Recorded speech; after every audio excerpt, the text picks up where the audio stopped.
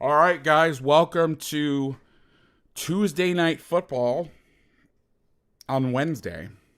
I'm joined by the man, the myth, the legend. New. I wish I had a drum roll sound effect. I have some other. We'll use some other sound effects. New Packers owner, Justis Mosqueda. Welcome. How we doing? Mondays, am I right? Yeah. When do you get your piece of paper? They said it would be like 3 or 4 weeks. So yeah, it's coming in the mail. I turned multiple pieces of paper that were green into a piece of paper that says I own the Packers when I don't own the Packers. So Do you I'm do that you guy. have any handy nearby? Handy. What do you mean by that? You said you had. Maybe I'm Oh, mishearing you. You got the the piece of money? paper. I'm saying, do you have any nearby you could show us that you own the Packers? No, I don't have anything. I got an email confirmation. That was it. Fair, Lame. fair. I Lame. love in 34 weeks. 2021. These companies, man, when they want to be high tech, they're high tech, and when they don't want to be, uh, an insurance company that will remain nameless withdrew money out of my account with the quickness.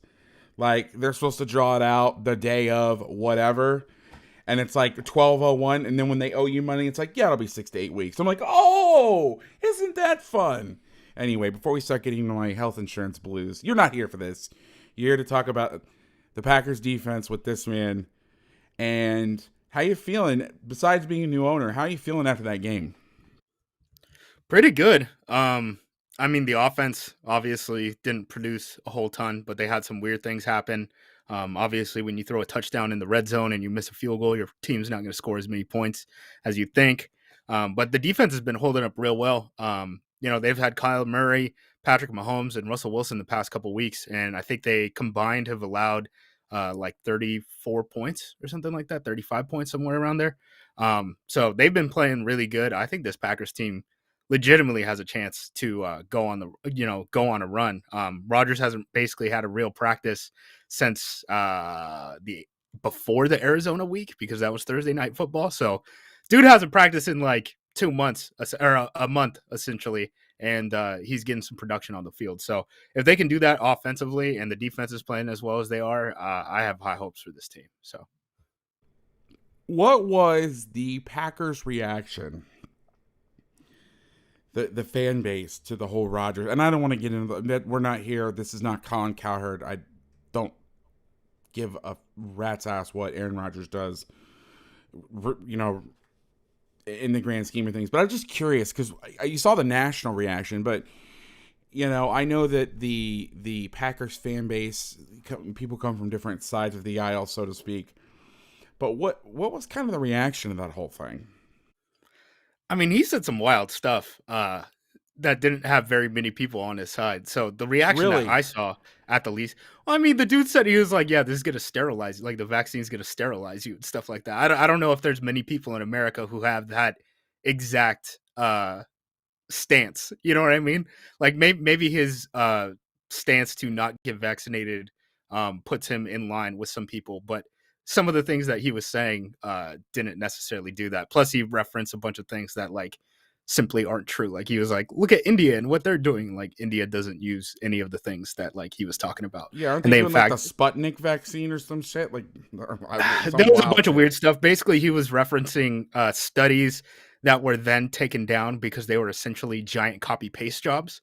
And India very quickly was like, actually, we should stop doing this. But for whatever reason, he was like, India's got it figured out, even though India doesn't do the things that he was saying. So I don't know. It didn't seem like uh, he was very supported, even by the fan base throughout all of that. But I think those things are like what his like actual scientific stances were, and then the overall uh, thought of like people should be in control of their body are like almost two separate issues, if that makes any sense. Yeah, I was just curious along the lines of the whole, uh not even so much of like the stance on like what his stance was or anything, but what fascinates me, and I know that people wrestle with this, sports and art, when somebody you love, and especially such a passionate fan base, with a guy that so many people love, especially after the bullshit that he pulled this offseason. Does he get a pass? Are people just kind of like, let's not talk about what he said? I was just more interested in like the because a lot of people know he was fucking crazy. What he said was fucking crazy. And I'm not even talking about whether or not you like the vaccine or you don't think the vaccine's good. I'm more interested in like him saying, everybody's canceling him and people are hating on him. And that's what I was curious about. Was there a huge backlash from the fan base, or were they just like, let's not talk about that? We're just. I think it was more. Yeah, I think it was more like, settle down. No one's trying to cancel you. The moment you return from COVID, you're going to be the starting quarterback of this team that's going to go on a playoff run. Yeah, and hopefully we can just get this behind us. Like that. That's kind of the overarching thought of the fan base right now, I would say. So now let's get into the real shit. Interesting offseason for the Packers. They do really well. Right. I mean, they didn't go to the Super Bowl, but they went to the NFC Championship game. Yep, NFC Championship game, lost to the Bucs. Coordinator. It's an interesting move. They did. And then there was a lot of rumors. In the interest of full disclosure, I'm friends with Jim Leonard. I went up to Wisconsin this offseason and hung out with him. And when I heard the rumors were floating around, I called him or texted him, and I was like, I don't want to lose him to pro football because it's so hard to get in those rooms. But, he ends up turning it down, and then they grabbed Joe Barry, Joe Barry is such an interesting character because if I remember correctly, and if I pulled up the Wikipedia, so I have like a second degree removal from Joe Barry. So my mentor, Keith Burns, was the defensive coordinator at USC, like 33, 34 years old. His graduate assistant in like 94, 95 was Joe Barry, I believe. And it's just so funny. Like he was basically, I did the role for him at San Jose State that Joe Barry did for Keith at USC. And then all of a sudden, he was at the Bucks and the Lions and all that stuff. And it was just, I was kind of like, because you get these guys like Joe Barry that have been in these systems, and then they go work for somebody else. And so for me as a coach, I'm always interested in how they come out the other side. Because it's different. Like Raheem Morris takes over for Staley. The Rams kick ass on defense. Part of the requirement to be the defensive coordinator for the Rams was, hey, you want to be the defensive coordinator here?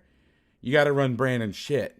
But a guy like Joe Barry, who's coming from another place, obviously they wanted to change what was happening on defense. I was interested to see how close he was going to be, even though he only worked with Brandon for a year. How close was he going to be? Or maybe it was more. I'm not sure. I don't know all the backstories of all that. But and I've only really seen this game and a little bit of another, and you can see the flavors, but he's kind of doing his own thing a little bit. And so you could see there's a smattering of stuff you pulling from. But how's the fan base? How were they at first reacting to his hire? And then how's the reception now been that we're 10 games in? So at first, the answer, one, you got to remember, Jim Leonard is a very popular guy in the state of Wisconsin, right? So that was always a big thing where it was he said to me, and I've never really talked about it because I don't like to personal conversations, but he said to me, sorry to interrupt, but he said to me, like, first of all, I didn't want to ever talk about this. And somebody asked me about it somewhere, and I was like, I don't know what you're talking about. And they were like, dude, it's all over the internet.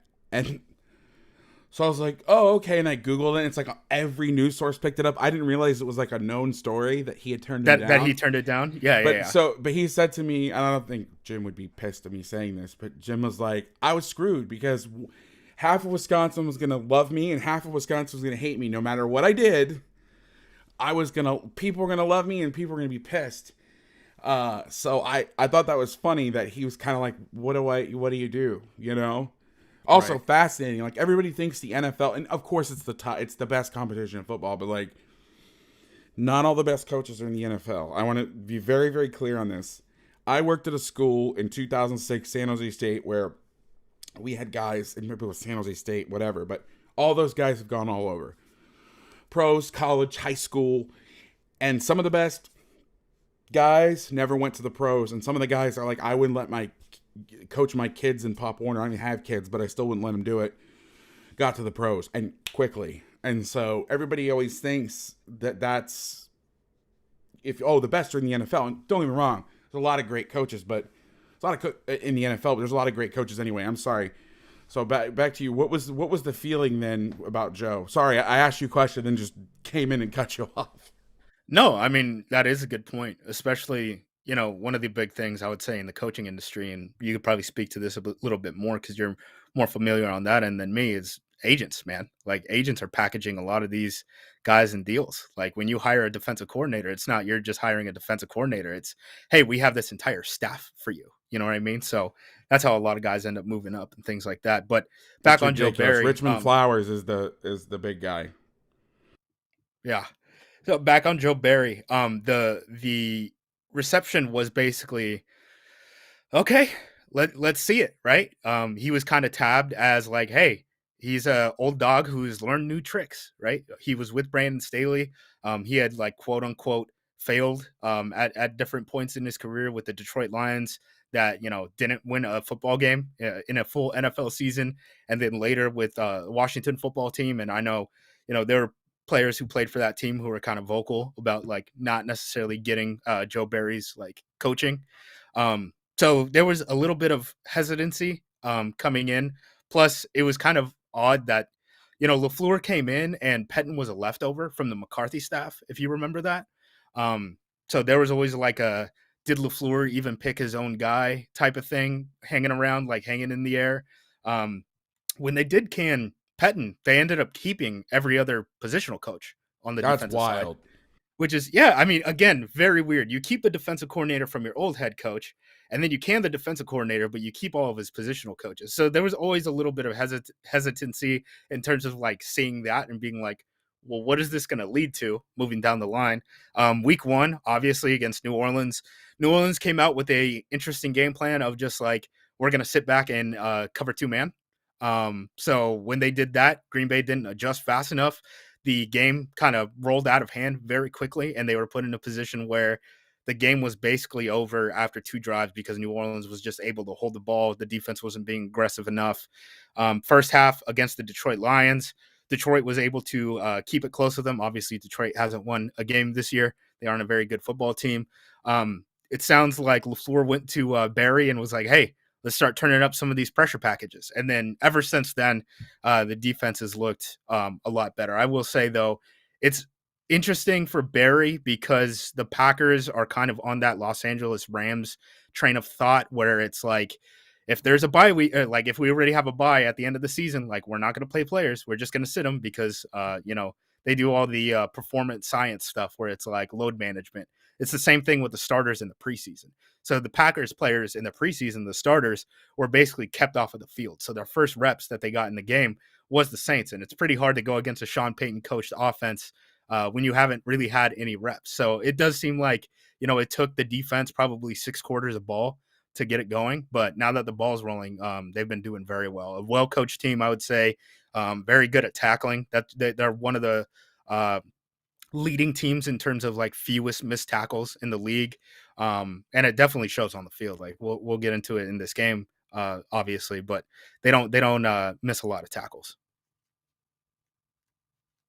Awesome stuff. Now, if you guys have been here before, we've had some audio issues in the past. My AirPods decided to take a shit on me, so they're charging. So sound is coming out of my speakers. If there's a little bit of echo, mention it in the chat. I'll do my best. At some point, I'm going to switch over once it's charged. But this whole thing has been a nightmare regarding audio and all that shit. Like, when you're charging AirPods, they're supposed to like light up, right? That's what I've been told. They light up and then they're like, nah. So Actually, funny story while I get everything ready. I bought a pair of AirPods online, and then I was impatient, or something would happen. I was impatient or whatever, so I went and got some from Costco, and then the ones from eBay came, and I gave them. I had an extra pair, and I gave them to a buddy as a gift. Like, that's a really nice gift, right? Mm-hmm. Turns out they were completely fake. Completely. Oh, no. Like, I don't know how they made them. They worked. They work in everything, but they're like, he called Apple because one of it wouldn't pair all the time, and they're like, yeah, those are completely fake. It's insane. Like, people are crazy. Anyway, all right, I've stalled enough. I guess that's called vamping in the industry. I learned that yesterday. All right, let's get into the bullshit. So, before we start, normally I do this by concept. Okay, so I'll be like, this is cover 8. This is now cover 8. This is cover 9. All that shit. Okay. However, I wasn't even supposed to do something this week, let alone 2. So people were asking me yesterday, oh my God, will you do it? Will you do it? Will you do it? I said, sure, but under 2 conditions. You don't mind that we just watch the game straight through, and 2, Justice has to say yes. Well, we got Justice. I got about halfway through the game. I'm a hired gun during the playoffs, and that's what keeps the lights on in the house. So got to do that first. Got to do business first. So this is going to kind of be, we're just going to kind of roll the ball and see what happens. And but we're going to watch this in order. All right, so let's start. Make sure we got everything locked in here. Let me just adjust this a little bit. Going this way. Thumbs up with the film. Hopefully we get most of the film. I think we got most of it in the shot. So we're just going to roll. All right, here we go. First play. So this is what was interesting to come out the first snap.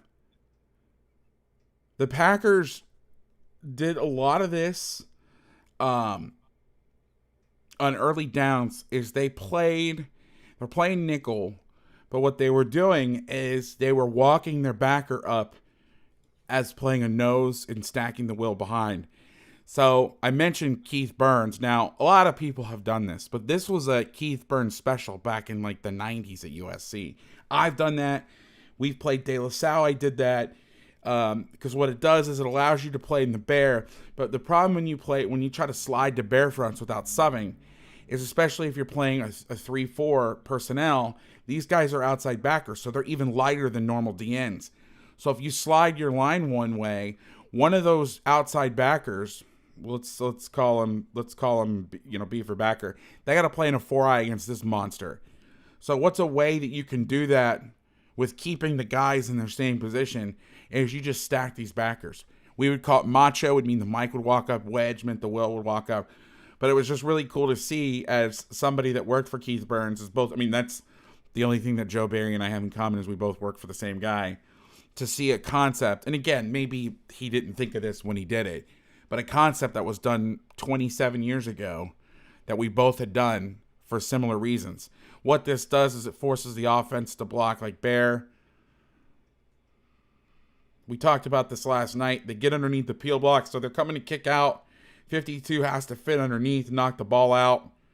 But what it does is it keeps the offensive line from climbing. Seattle's offensive line, especially this guy right here, is boo-boo. I don't know his story. That's not Dwayne Brown, is it? It is Dwayne Brown. Wow.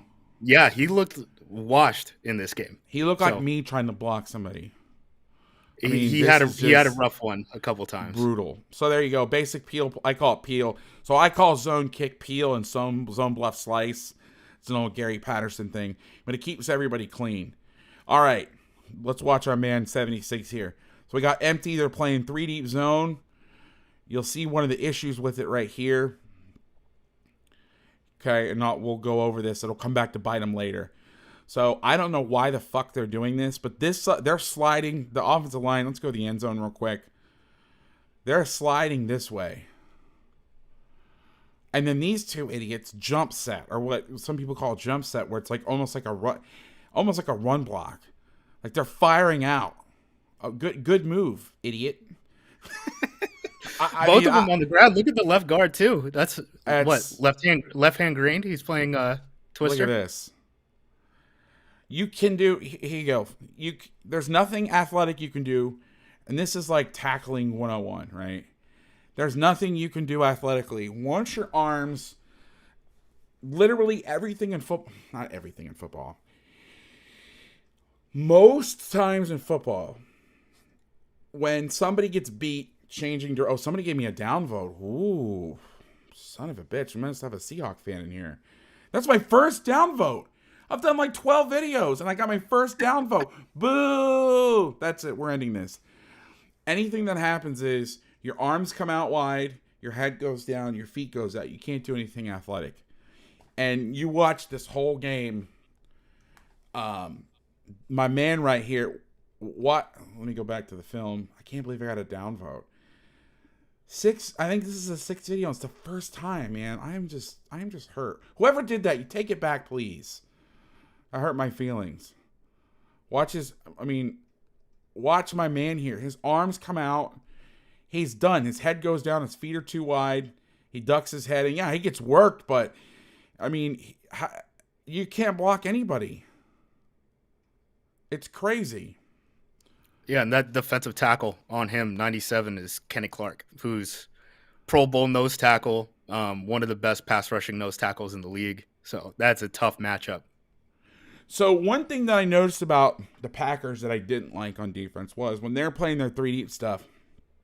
Yeah, Dwayne Brown's on here. Dwayne Brown's like, fuck you. So one thing I noticed is when you're playing 3 deep zone against empty, you have your thirds players, you have your middle of the field player, you have your curl flat player. If you're playing match, he's going to match 2 out in vertical. You have your strong hook player. And then what you need to do is you need to gain this guy who's going to slide in the box. He has to be your weak hook defender. So he's got to take 3 up. So basically what happens is in cover 3, or I like to call in the stream cover 9, weak side rotation. That's what the Staley guys call it. And also 6 means different things to different people. So I want to make sure that we got this. But what needs to happen is this weak hook defender right here, the Saban guys call it bingo drop or bonus drop. They need to give the illusion they're dropping this way, or else this guy's hung out to dry, and then roll back here. And you see this, and this seems like a minor coaching point.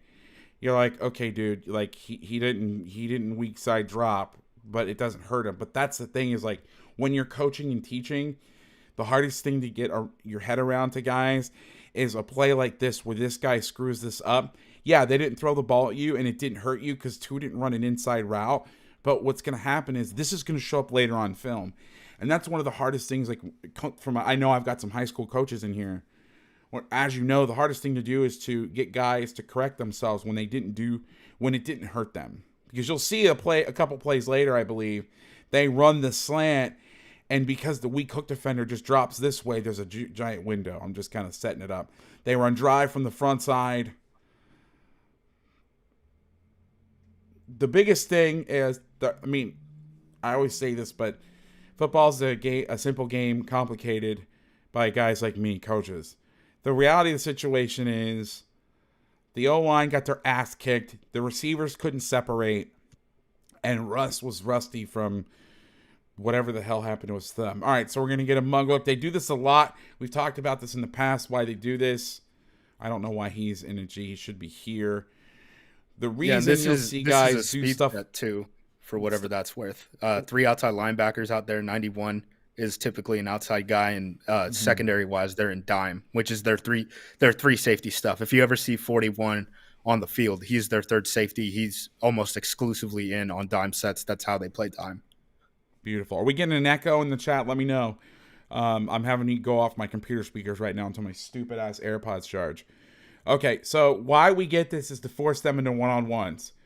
One of the biggest things in football that I believe that Bill Belichick has been preaching is most people think you want to rush 4.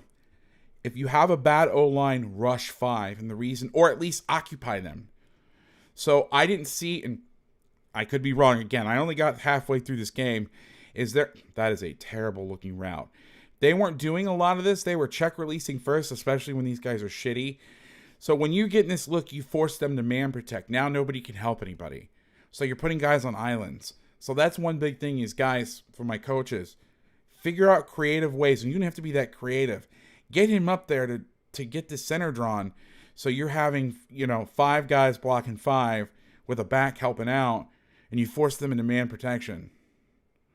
I love they pointed to me. He's pointing. That's the mic. Yeah, no shit. Thank you. Thank you for pointing that out. Russ was running for his life, and I don't care how tough you are. I know that, I'm not. This is not a hot take show. You guys know, if you've ever watched this before, or whatever the hell show. I hate even using the word for this show.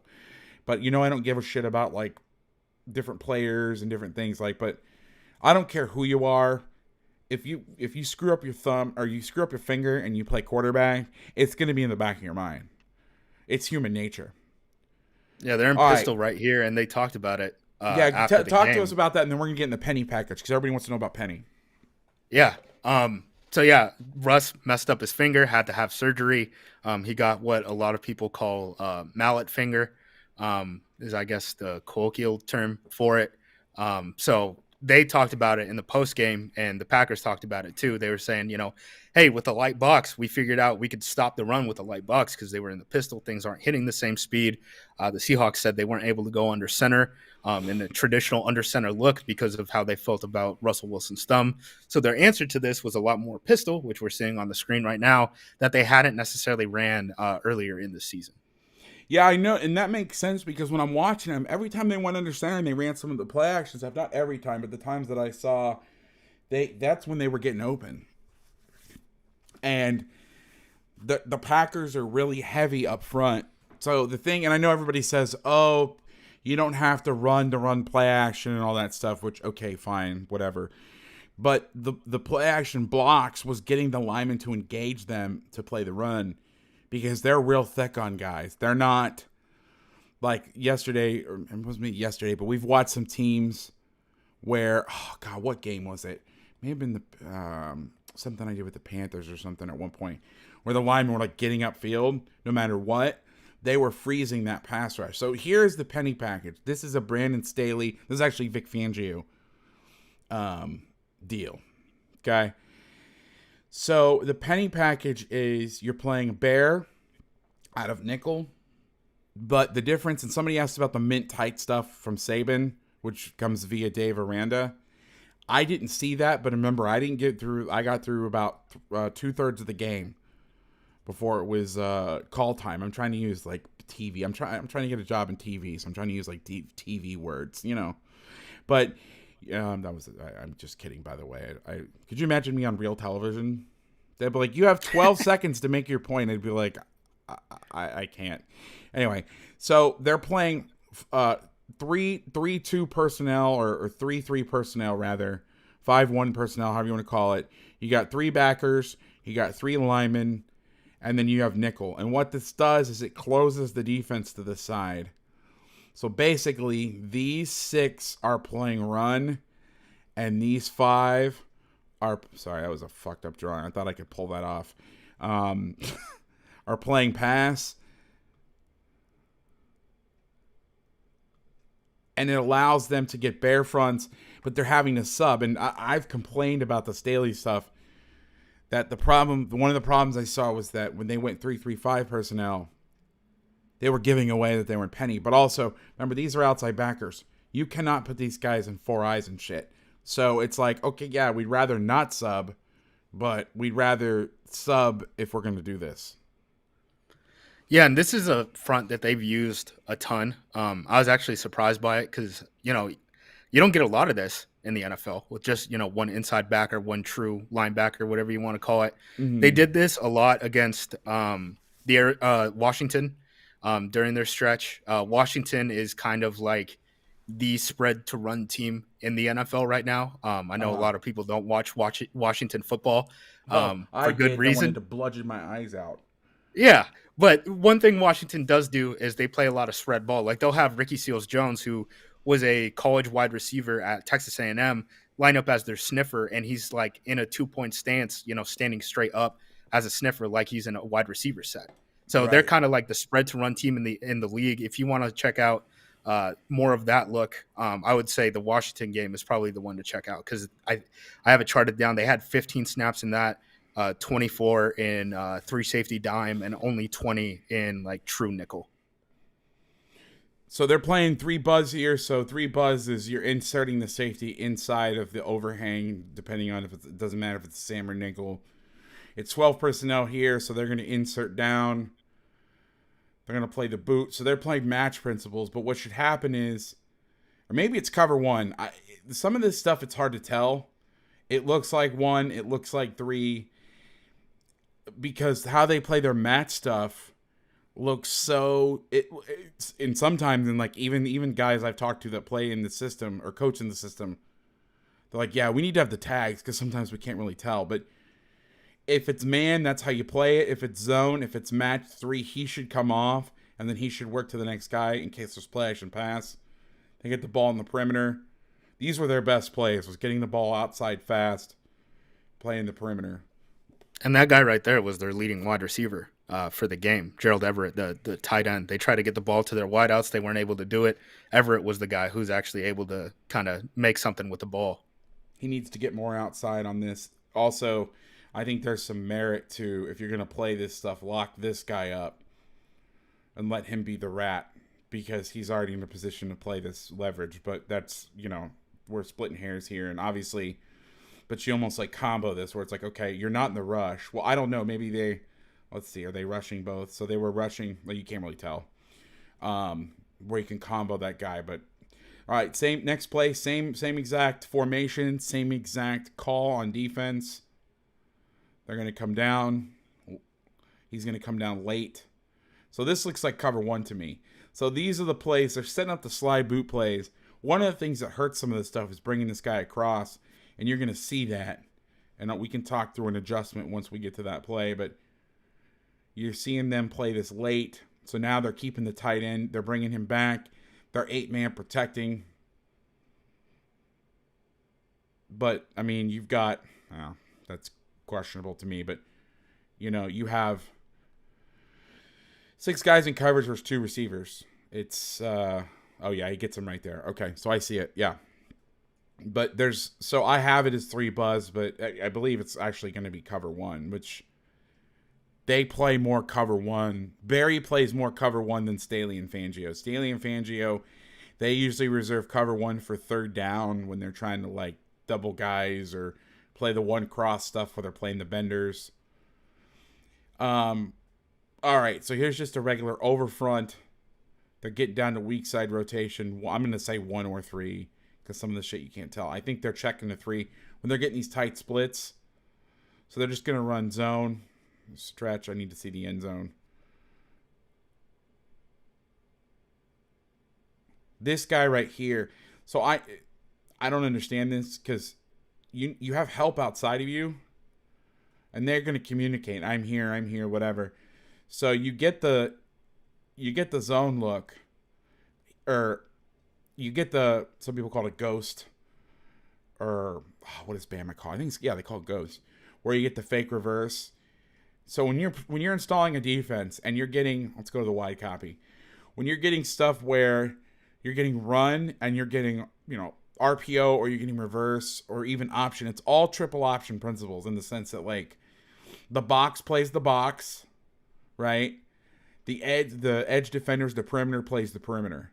So if you have a situation where you're getting a fake reverse, okay, that's one guy running that. The backside linebacker shouldn't be the guy involved, and this is what kind of opens some things up. The ball cuts back right where he should be, and they get a first down. So I'm going to show the good, the bad, and the ugly. And for those of you who don't know this, I am agnostic. I know we jokingly, I had the Dolphins yesterday. I don't want any like, oh, he's a Packer homer, he's a Seahawk homer. I literally couldn't give a shit less. Literally couldn't care. And that's why we love you, Vass. That's why we love you. I just get that. I see these people that get this. Oh, you're a closet Packer fan. You're a closet Broncos fan. I'm like, I literally couldn't give a shit. I'm surprised you even watch NFL football. I enjoy that you're watching NFL football now. Yeah, I decided to this year after I made fun of it relentlessly. All right, this is just a stretch week. The Packers are a little, 51. So yeah, they got a question in the chat, and I know it's a little bit behind. So yeah, 51 right here. He should be. I know that he sees this fake reverse, but these guys, because we used to see fly sweep teams. So you want to coach some assignment football. Everybody talks about RPOs and shit. Fuck that. The old split back fly offense. Okay, so you got twins right here. They would motion the fly here, and then they run all their bullshit in here. And then they'd hand off to one guy. They'd have, like, we called it naked fly. So they'd run counter back this way. Everybody, all 10 guys are blocking counter. And they'd hand it to this guy. And people would go for a touchdown. And it's because guys in here would play the perimeter. And then perimeter guys would play in here. When you get this ghost motion or whatever you want to tell, ghost action, whatever you want to call this, that should be handled by the backside cutback player, which I believe is the safety that's out here outside the frame. This guy should not be involved in this. Now, if you're playing too high RPO and you're gaming the front and clogging this shit up, and you're saying, hey, we want you on the throw, so if you get, like, run away, like if this was an RPO, I could see them hanging him back, but you better gum this front up. You better game this front up where you're closing this B gap, and nobody does anything like that. I think this is just like, a lot of people say, why are they doing shit like this? It's just cheap and easy way, especially the guy like Tyler Lockett who's small. He's probably not going to go in there and, like, fuck somebody up.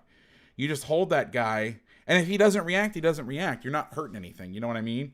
Because that ball's not going to the perimeter anyway.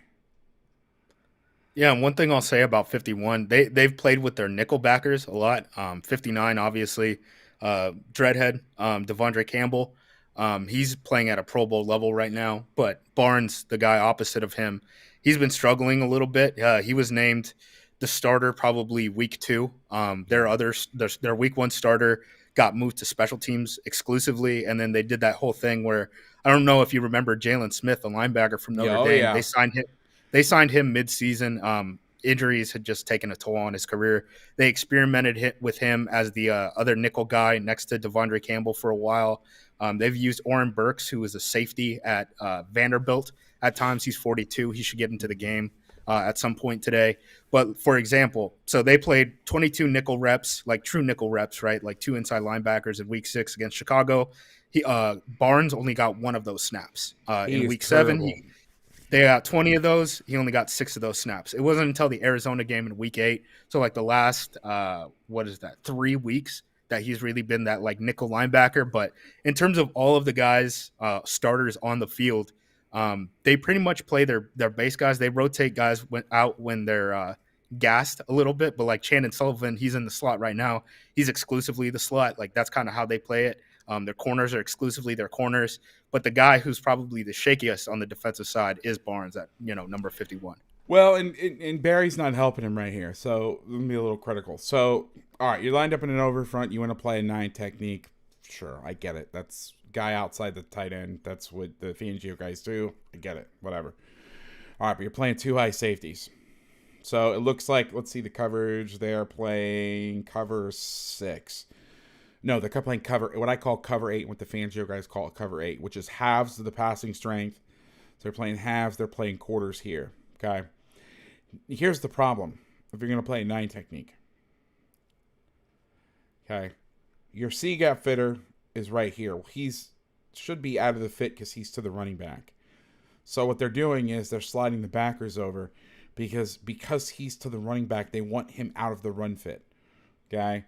Because if they run stretch, glance, or whatever here with a slant by this receiver that's out there, he's got to be able to fit that. The nickel away should be in the fit. Well, here's the problem. It's 2 deep zone. So he can't be in the fit because if he comes down in here and this guy's over the top, it's to the hut, okay? To the house, whatever the fuck the kids call it now. Those damn kids. So what do they have to do? This is an old TCU concept called gun scoot. Meaning, okay, you're going to put the back over here. We're going to have to fit him in the C gap because he's outside, which we're going to have to pull him in the A. There's nobody in this gap. And because he's playing cutback, this guy is not only terrible, he's hung out to dry. He's got to play A to B. You're in a no-win situation, and they don't do anything with the front to help them out. This is the stuff that I don't understand. Yeah, that's tough. I don't know if they just thought Kenny was going to be able to beat that double team or I don't what, know, Christian. I don't double rotation. That doesn't exist to me. That's a Kyle Dante thing. Because we played independently of each other. So what I would tell you is, if you're going to do some shit like this, you're going to have to get, it's not even that. You truly have 6 guys in the fit. You don't have the guy away from the back. So if you're going to play this, and this is what I don't understand. What down is this? It's 1st and 10. If you're going to play this happy horse shit, you need to play quarters over here, right? Now, listen, they shut him out. And I don't, this is to teach. If y'all wanted to just watch the game, you can watch the game. It's Wednesday. The game's been out. So I want to teach you guys this stuff. So really, the best way to defend this is to play halves over here. If you're going to get him out of the fit, right?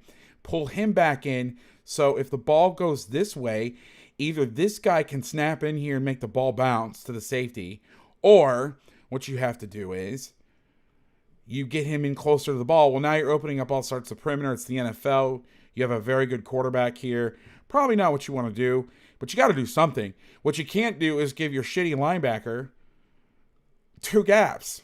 I mean, I wouldn't ask Ray Lewis to do that shit, let alone this guy, and he's screwed. I mean, it's a 5-yard game, but it's just like, that's what I don't understand, is you're basically giving them saying, all right, you're going to get 5 yards. And maybe that's the plan. I mean, hey, they shut him out. But this guy he's basically just mirroring the back. So I want to ask you something. Why would you play quarters to the boundary like that? Like, I understand if you're kind of the running back in there, there's 3 guys into the boundary, but playing quarters into that seems like that's unless you're expecting a shot onto that side. I don't understand why you would do it. In the old way of this, you would want to play this to get better run support to the tight end. That's why you would do it. But I mean, if you're not in the fit, I guess he's in the, this is what I don't understand either. He fits in there pretty quickly. So there's some structural issues I have here. But then what happens is, if you don't know this shit, which, whatever, listen, when I watch basketball, I have no fucking idea what's happening. I'm like, let Steph Curry shoot it. That's my grand plan of how to coach basketball. But what'll happen is they'll see this guy, and yes, he does some stuff that you're like, oh my God. But also, like, he's screwed. I mean, structurally, he is screwed. And you can take care of it, but 91 either set the front. Now, I'm not a fan of playing under, especially with this guy being an outside backer, because then you're in a G and a freaking, that's a big-ass tackle. You're in a G and a 9, so not great, but that's the problem you have there. All right, we got a little flea flicker action. Skip all this horse shit. So they're coming down to either 3 buzz or cover 1. There's trips there, so it looks like 1. They get the flea flicker. The safety's on the roof. Everybody's running. They have to junk to the outlet. They can't get separation. They're not fooling anybody. The problem is, and I don't know what's going on with what they're doing, or if it's a deviation from what they've done in the past. But I think we're 8 snaps in. There's been an awful lot of man. So here's the issue. You're trying to fool people's eyes that are staring at a person. I mean, look at these 2 backers. One, if they're playing this, right, they're comboing these 2 guys, right? Because if you're going to count, because they spy Russell a lot in this game. A true spy. Everybody always uses that word, but it's a true. They're playing him like a spy. They're staring at those guys. You're not fooling anybody. And so now this guy's sitting at, really, you should have 2 guys. They double I don't know what's going on here. You got somebody on the tight end. It's just, it's bad. There's bad play design after bad play design after bad play design. Here's a snap of cover 6 in the Staley Berry world.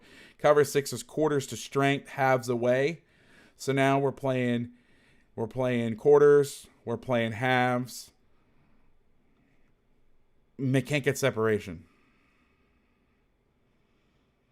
When you can't get separation, and your left tackle is getting abused, I mean, it's not a winning business model. You're not going to get, and you know, I know it's funny to make fun of Russ. He does a bunch of cringy shit, and like, he's goofy as hell sometimes, but like, you can't blame him for this. I mean, who's he going to throw to? Right. I mean,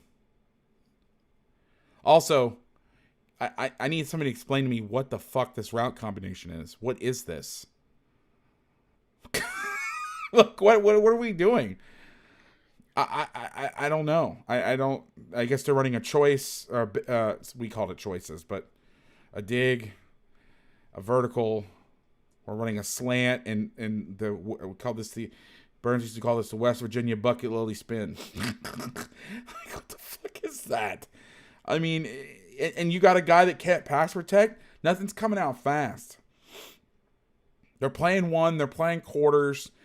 And you're going to throw verts with lazy ass digs, and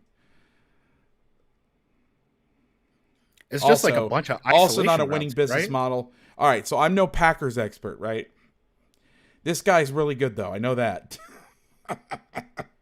Right? So talk to me about who the real threats are. 97. Mm-hmm. Who's like the next 90s, best guy? 52 in terms of pass rusher. Okay. That's Rashawn Gary. I think it was the 10th pick in the draft like 3 years ago. Right. Remember him. And then these two guys is that Merciless or whatever his name is? Yep. Merciless is coming off of the edge. He just got hurt. And then Preston Smith got that $60 million contract, 91. So those are all pass rushers. They're all really good. And this is the first game that they've really used this like speed package with like 3 outside linebackers, at least extensively. Okay. This again is dime, like I mentioned, 41's in the slot right there. It's their 3 safety dime stuff. So This is them. Hey, we're playing protection. We're getting after the quarterback. We're not stopping the run, really. Now I'm no Alex Gibbs, but I can tell you what I wouldn't do. Okay, and you could see him he's going. This guy's like, "Are you sure, dog? We're gonna do this." You sure you want to do this shit? Let's turn away from Agent 97. Watch this shit. And then watch how wide the guard gets. Yeah, smart. No, he gets it, but I mean, I don't know. I would slide to this guy. I don't know. I mean, it's pick your poison at this point. I love 25. Let's outsmart him. Let's bring him across so they don't know which way we're sliding, and then we're gonna run up in here and get stalled, and then try to get out late. I mean, it's just like, what are you doing? Cool route, bro. There's no breaking away from anything. There's no option. It's just it drives me insane. All right, here's just an ass whooping. So we got cover 8. So we got twins over here, or twins over here. We do have twins over there. We got 2 over there. Quarters to the tight end. Okay, and this is just an ass whooping up front, and it's hard to get anything going. I mean, what? Watch the center. Oh, the misery. Goodness gracious. The misery. I understand the desire for any early open routes, but Russ likes to avoid this anyway. Okay, well, then that's a Russ problem. And got 93 on him to Daryl Slayton, 5th-round rookie. I love the NFL. This is so fantastic. Okay, so you've got double tights. You got 12 personnel, 3x1 nub. You have an outside backer just standing up in the C gap. Just standing up. Just like, yeah, I'm going to rush in here. And he whoops the guy's ass.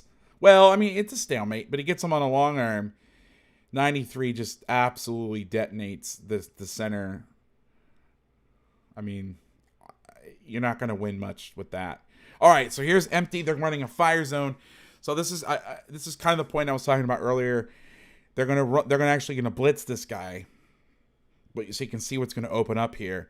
That's a lot of space in here. So they actually blitz him. So I lied earlier.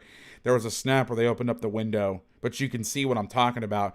Even if this guy drops this way like he did earlier, you can see the window, ball gets out. Also, I know it's a little bit behind him, but you got the Bowflex body. I mean, you got to make that catch. What was the deal? Metcalf got thrown out of the game or some shit? Yeah, he was chipping with the DB. There were fisticuffs involved. He got thrown out. Then he tried to get back onto the field, and Pete Carroll was like, "What? What are you doing?" He had to pull him back off of the field. And then after the game, they asked him basically, why'd you fight the Packers? And he said, "I'm tired of losing." So, Aren't we all, DK?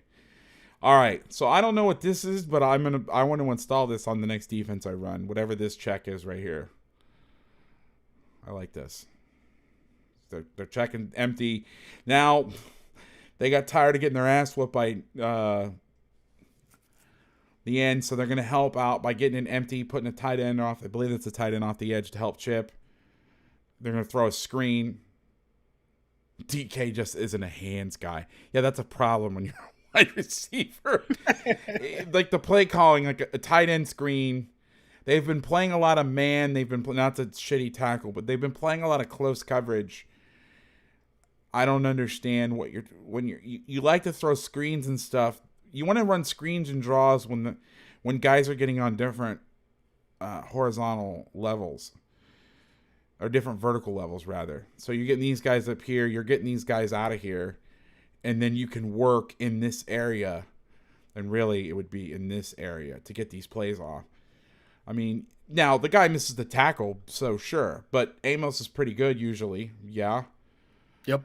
I mean, if you're relying on somebody whiffing on a tackle on a screen as a way to get yardage, not a winning business model. Okay. So I labeled this one as like 3 or 1. It's one of these that it's hard to tell. But, okay. So you've got corners over. These plays are a pain in the ass. Anytime you can get 4 to one side, 1, 2, 3, 4. Defensively, you have to have a plan for this. I guess that's within 5 yards. I guess you're allowed to do that.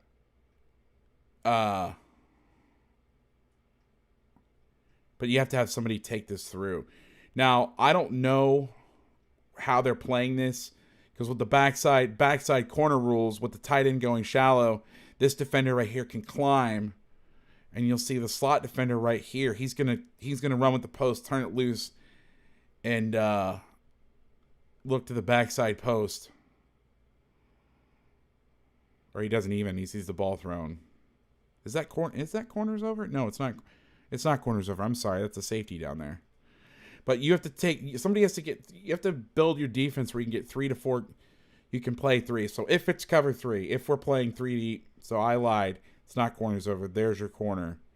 Yep. What you need to be able to do is this guy right here needs to be able to carry the shallow, because with the back coming out, if they're going to play match 3, they drain both of these guys out. So he's going to have to match that, which means somebody here is going to have to communicate to take the shallow. If this guy was a receiver, okay, so let's say this guy was right here and he had a cut split, you'd have to communicate that on an alert.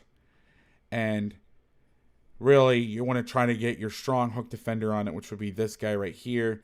But because they can get 3 out this way, really you want to pass it to the weak hook defender, which would be this player right here. So he's got to take that.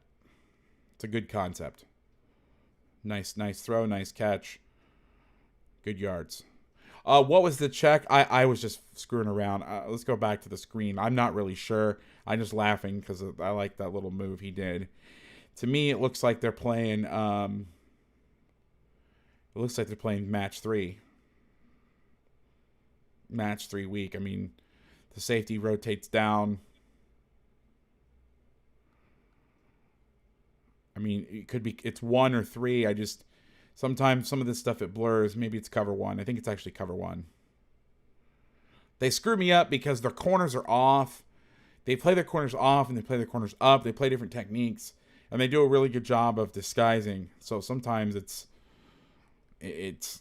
hard. All right, so here's another snap of the macho stuff. They can't climb because the mic has walked up over the center. You know, I was expecting a lot more too high and stuff on rundowns, and you know they're getting down. I mean, this is freaking double eagle cover 3. They're rotating down, or cover 1, whatever you want to call it. It's the same damn thing. Let's watch the end zone of this. The mic's walked. He can't climb. Which, here's what I don't understand. and maybe, again, these guys are smarter than me. They make a lot more money than me. I'm just a guy on YouTube. But if this guy is not very good, and this guy is very good, right? Or he's better, right? You said he's playing Pro Bowl level? Yep. Okay. Is this center worth a damn? Is that Unger or whatever his name was? No, that's their old center. No, that's way back in the day. That is Ethan Posick, who's kind of been in and out of the lineup. He used I to don't play know who center that is. for So he must LSU. suck. That's kind of the there's like the Mendoza line in baseball. There's the Cordell Stewart line or whatever in football passer. With player personnel, if I don't know him, if I'm having to reference somebody from way back, then the guy that's replacing them sucks. That's my rule. And because it's my channel, that's what we're going to go off of. Okay, so here's my question. If this guy looks like he has to eat 4,000 calories a day just to keep his weight on, okay? And this guy is struggling with reading and doing some things, flip him. I know this guy's big and strong and physical, and I guess the theory is if you can win at the point of the attack, the ball never gets up to him.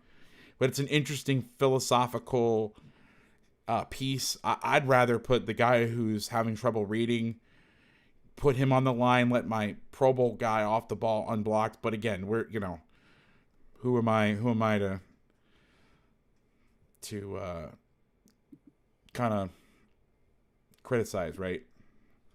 Personnel decisions. I don't even know these people, and I'm like, they should do this. I would say probably the big thing is 51. He was playing real light.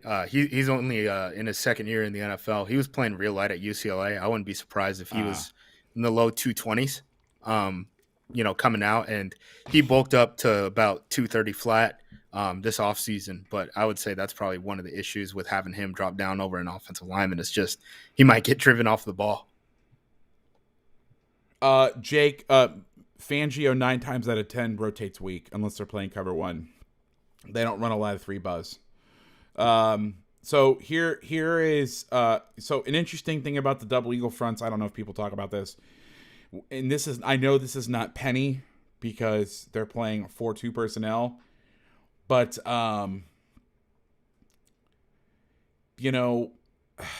this right here. The rules in penny are if you have a 2-man surface, you play a 3 technique. So 1-2 guys. If you're to a 3-man surface, you play a 4-eye. Now this guy right here lines up in a 3, but as soon as the ball snapped and he feels the double, as soon as the ball snapped, he posts right into the tackle, and that's so you can get thicker because you play a 3 and you can really cave this side. That opens up the C gap because when you run this defense, everybody and their brother wants to attack the C gap. And they know that. And look where the ball goes. But they keep everybody clean. We talked about this last night. Lever, spill, lever fits. I think you have it backwards, Jake. So lever, spill, lever fits. Lever, spill, lever is when you're in a 3-backer look. And again, X is on a chalkboard. I know this is a safety, but you have 3 second-level defenders. It's usually against bigger personnel groups. Okay? This is an old Pete Carroll, Bo Pelini, Monty Kiffin terminology. Lever means you're forcing the ball back inside, and if the ball goes away, you're going to be the cutback. You are keeping the ball on your inside shoulder, that shoulder right there. Okay? He's the lever player over here. The ball goes away from him. He's going to keep the ball on this shoulder, meaning the ball will always be on his inside. This guy is going to keep the ball on his outside shoulder, and when this guy runs here, they're going to vice this. He's going to be outside in. He's going to be inside out. He's going to play the cutback in case any kind of bullshit happens. He overruns this. He's able to cut this back. For those of you who be like, I thought it was called box and spill. It's just a terminology thing.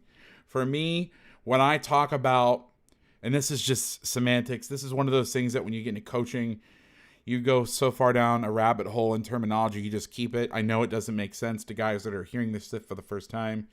I call box and spill. I call spill either way, but if I'm talking about boxing the football off the edge, we say box or force. So we use the term box for lineman, meaning you're turning it in, you're still a lever player. But there is subtle differences in the fact that where you're locating the ball, and if it's a safety, we say your force. I don't like using the word contain because contain is soft. That's a soft, like, oh, we're going to contain. Like, this isn't fucking Chernobyl, okay? When there's no containing of fucking nuclear waste. You're forcing or a nuclear meltdown. You're fucking forcing the ball inside. You're going to kick the shit out of somebody. All right, here's another dog shit play from the Seahawks. Sorry, don't give me another downvote or I quit. They're squeezing the formation. So I think, I don't know if they think they're getting cover one. They're running spacing. So simple. You're going to run speed outs here. You're going to run stick in here.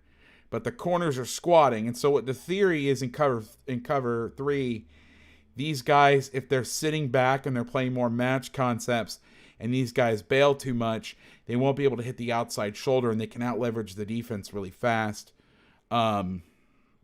Yes, in math, you just brought up a great point. The hardest part about learning football is the 10 different ways to say one thing. I couldn't agree more, but everybody's like, we should just all use the same terminology. There's 0% chance that's going to happen. No, Matt, he's just trying to... So this is a good question. Why does he line up in a 3 instead of a 4-eye? So let's go back a play. And thank you for interacting. And I know I'm kind of skipping around, but you guys have questions. We have answers. Isn't that like the there's somebody that used to say that. UPS? No, that's what can Brown do for you. Help me out, Justice. Which one? I don't know. I'm flailing here. So different alignments, and this goes back to triple option football. Radio Shack. What's that? Radio Shack. You have questions. We have answers. Radio They Shack. did not have the answers. They no longer answer. So I think what happens is if you line up in a 4-eye here, and honestly, this might just be I'm going to dick with him. Or this looks pretty like this was done on purpose. If you're running zone, he may bump combo and try to get up faster. So usually what happens when you're a 3 technique and they want to climb, he's going to go 72 will be the climb, right? And if he's a 4-eye, he's going to set it, and then he'll chump and try to get there. Now, we do this to help on double teams, on deuce blocks or coat cam blocks when you're getting power. Because he's going to post, he's going to drive. And they're trying to get... 66 is trying to get vertical movement, okay? And the tackle is trying to get horizontal movement, right? Well, now all of a sudden you go, psych, bitch, and you just knock the ever-living shit. Because this guy's thinking I got a free shot, right? Because he's not engaging me. And it's almost like a little surprise factor. Jake, it's not even 1.5 feet. It can be like 6 inches sometimes, depending on the split. Moving between the 3 and the 4-eye. Really, where you see this a lot is in triple option. And I'm going to go way, way off topic here, but that's fine. Because I'm also serving not only the NFL fan, but some of the coaching community here. So if you're playing a veer team, they will block a 3, read a 4-eye. So what you do is you line up in a 4-eye. So they get both these guys to release. So they're going to read the dive off you, pitch off you. Okay? But if you line up in a 3, they block you. And they read the next guy outside. So that 6 inches can really make a difference. So what do? You line up in a 4-eye, and what do you think you do, Justice? You pinch. Anyway. Yeah. That was a little detour. Do you think that the reason that they ran, 3 tech instead of 4-eye in this situation with the linebacker dropped over, do you think the linebacker dropped over the center would matter to you? Playing in a 3-eye and then playing the 3-eye thick, or not the 3-eye, the 3, and then playing it thick as opposed to 4 and 4-eye. Because if they can get that chip and get to backer quick with that right guard, right, then it's a right guard working upfield and, inside backer on a center. That's a pretty easy winning game plan, you would think, in terms of just body sizes, right? Possibly, yeah. I think the reason they're shaded over, and it may be because of the location of this guy. Hey, they're shifted strong, get there. But it actually helps being the 3 to step in the 4-eye, Matty, because you surprise the shit out of him. Bam. And you can see him, and he's able to play the patented Brandon Staley gap and a half defense. All right. From what I've seen, you could speak to this probably better than I can, but from what I've seen, I know everyone wants to call it the Brandon Staley stuff. It really does seem like Brandon Staley's more of a one of one than as a coaching tree, really. It seems like more of what Barry does is Fangio influenced than Staley influenced. I say the Brandon Staley is a tongue-in-cheek, Right. No, I know. I got your stuff. Here's my thing, and I've said this a million times, but for those of you who are joining, I know I've got some new people who probably have no idea who I am, which I probably should. I never introduce myself, which is presumptuous, but also like I just like let's get to the football. But so I knew Brandon when he was a GA at Northern Illinois. If you would have told me he was going to be an NFL head coach, I would have been like, what? Not because it's just crazy to me. Not because he's not good or I never would have thought he would have made it. He's fantastic. But in this media suckfest to anoint him as the next Bill Belichick, he gets credited with all this shit that he did not. Brandon Staley, like somebody one time was like, he's a great play caller. He's a great play caller. What has he done in play calling to say that? So what happens is he talks to the media. He's very friendly, especially when you get a guy like Vic Fangio who doesn't have time for anybody and he's just a dick. So of course, and I know I've heard that he works the room at the Senior Bowl and all that stuff. And I think it's genuine, but he's starting to get credited with shit like, oh, the Brandon Staley gap and a half defense. I'm like, you mean the fucking Pete Jenkins, like primary, secondary stuff that he's been teaching since the 70s? That type of stuff? That stuff? I mean, it's insane, but that's where all that, the thing that Fangio did that is unique is he, like the penny stuff, that was unique. But he didn't do it a lot. Brandon took that and really ran with it. And he took the influences of Saban. He basically melded he took the mint stuff that Saban does and he kind of ran with that. But he also, the penny stuff, he just did it a lot more. But like he didn't, like I watched the entire Rams season in 2020. I can't tell you one thing I saw that he did that Fangio didn't do. That doesn't mean he didn't do it. I just didn't notice anything different. And so when everybody talks about how great Brandon is, and that's fine, but what an innovator he is, I'm like, what? He did what? Like, I know we fall all over ourselves to anoint people and then tear them down, and that's just kind of our media, the way the media is and the way that people are. Not just media, because I'm not one of these people that points the finger at the media.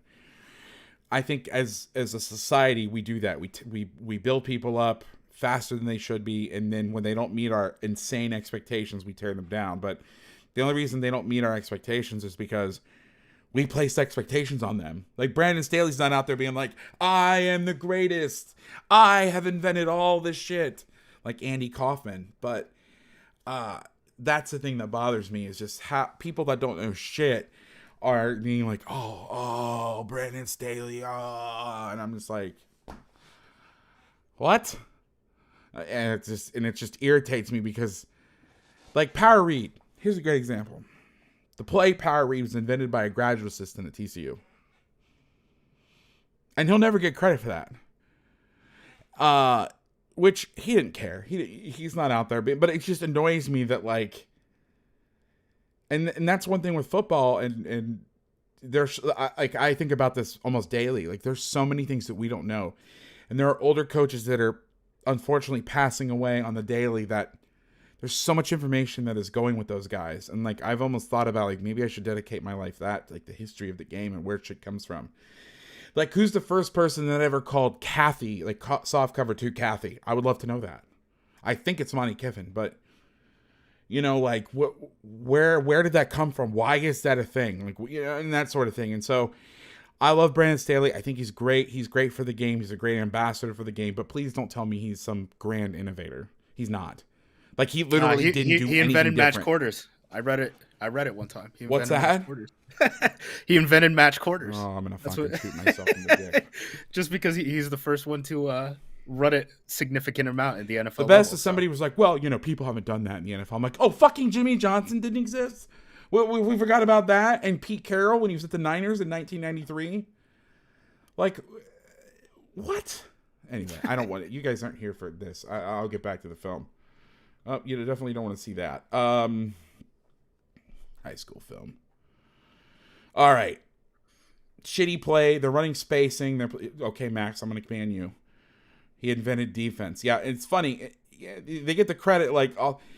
Can I rant for 30 more seconds? Will you indulge me for 30 more seconds? Listen, I love analytics. I fucking love them. I think they're great. And they inform decisions, and data is data and all this. But everybody blows everyone when they get the call right. But when Brandon Staley is going for it on his own 19-yard line when he hasn't pissed a drop of offense a few weeks ago, where was all the, what the fuck are you doing, Brandon Staley? Where's all that? He basically threw the towel in like halfway through the second quarter. I think it was the Ravens. Was it the Ravens? When he just remember. I remember he was real aggressive against the Browns. They threw a hitch to like some rookie against Marlon Humphrey. Yes. It was like 4th and 7. They ran cover 1. They throw a hitch, which is a terrible route, to some undrafted rookie against Marlon Humphrey. And then they're like, okay, a quarter later, then they really need to go for it. They run the same fucking play. The same play. And it's the same as at Marlon Humphrey again. And I'm like, this is your king? This is the guy? Like, Sean McVay's another one. I don't get started. It's just... Oh, the fly sweep. Oh, my God. You know who invented the fly sweep? A guy with no hands. Mark Speckman. He's coach at fucking UC Davis. He invented the fly offense. And the legend is that a janitor gave him the play at Gilroy High School. I don't know if he was at Gilroy when he invented it, but like the 80s, they were running that. And in fact, a bunch of those teams in that area still run it. Live Oak High School in Morgan Hill, California, they ran the Fleer, the worst name of anything that's ever been created in football. It was the fly and the veer. Terrible, but great offense. And I watch them play, and they're running the fly, and all the commentators, oh, look at the fly offense. I'm like, I need to watch another sport. All right. You know what? One of the funniest things, too, to me is I thought we already did the whole jet motion thing with, like, remember Oregon State when they had the Rodgers brothers? Oh, yeah. Like, they beat USC with that damn offense that McVay apparently, made in 2017 or whatever. Well, and the reason it sucks is because these guys here don't know how to defend it, and they have backers running with fly motion. Like, I called some college guys this year. I go, did the NFL guys ever call you about shit? No. I'm like, if I got an NFL job, and I know that I come from this world, I would be on the phone with Georgia and Bama and high school teams. I would be calling those guys immediately. I don't understand it, but anyway. All right, back to the film. Enough ranting for me, enough bullshit. So, terrible play design. They're trying to run spacing or whatever the hell this is. Everybody matches it up. There's nowhere to go with the football. They throw it, basically throws it out of bounds. I don't understand what they're trying to accomplish here. All right, so I said that, and then the very next play. So here's the thing. If you're going to set up a play, don't run it the very next play. So here's the very next play. They're going to run spacing and go. And it's open. But they can't block it. But this is what blows my mind. Brown special. They don't even wait. They're just like, hell yeah, let's do it. Let's watch the end zone. Oh no. Oh no. Look at is that Gary with the long arm? No, 91. Help me out here. Oh, Preston. Yeah, what's the long arm? Holy shit. Yeah, Russ looks back and Dwayne Brown's in his lap already. I mean, just all of them are getting their ass kicked. And this is what bothers me about people are getting on Russ. I mean, what's he supposed to do? Yeah, that one was particularly tough. I know in the broadcast they showed the close-up of DK running all by himself with his hand up, but like, man, I don't even think, like, Russ legitimately might not be able to see him between his height and how far back the tackles were walked back. Yeah. Yeah, and the analytics discourse, and I'm getting some comments about the analytics discourse. Listen, I'm not saying the analytics are bad and that they shouldn't be used. But when you're telling me, like, this is when I don't give a shit about the analytics. Because I've thought about this. I called my professors back when I was at San Jose State back in like 2007, my poli-sci professors that were data guys. And I was like, I want to know how you can predict behavior. But there's so many factors. You'd have to have years and years and years and years of data. And there's so many factors, score differential, the weather, so much shit that you don't even think about. When you haven't pissed a drop of offense and your model tells you need to go for it this early on your own 39-yard line, like, I don't understand how that... And people are like, oh, that... You know, you're basically... And here's the other thing. Do the analytics that look into... I was about to say, do the analytics analyze? Yep, I'm smart. Do the analytics account for, like, that the fact that the other team is, like, the greatest kicker of all time? That they turn the ball over, it's basically... Not only are you turning the ball over, you're giving them 3 points. Right now, just off the jump. All they need to do is, like, center the ball, and that fucker can hit it in 3 points. Is that... I want to know, is that factored in the decision? Because if it's not, are you really seeing the whole picture? Anyway, I don't want to get in that because I'll just rant. I got people that do this sort of things don't even understand what cover 2 is, and you want me to tell, and then they're like, I don't understand why coaches don't listen to these guys. Well, when you don't understand the football game, then people aren't going to want to listen. All right, I'm starting to move. All right, so this is something interesting that they did, which I hadn't really seen in a long time.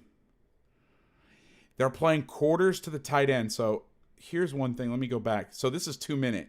This is what's crazy. 18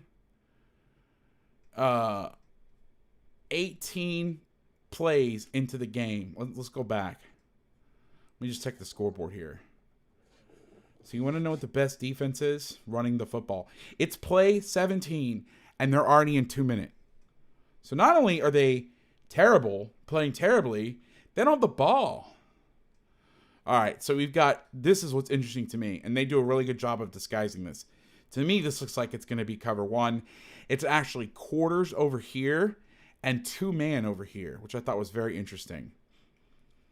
Why I think it's interesting is they're playing, it's like it's not quarters, it's more like bracket.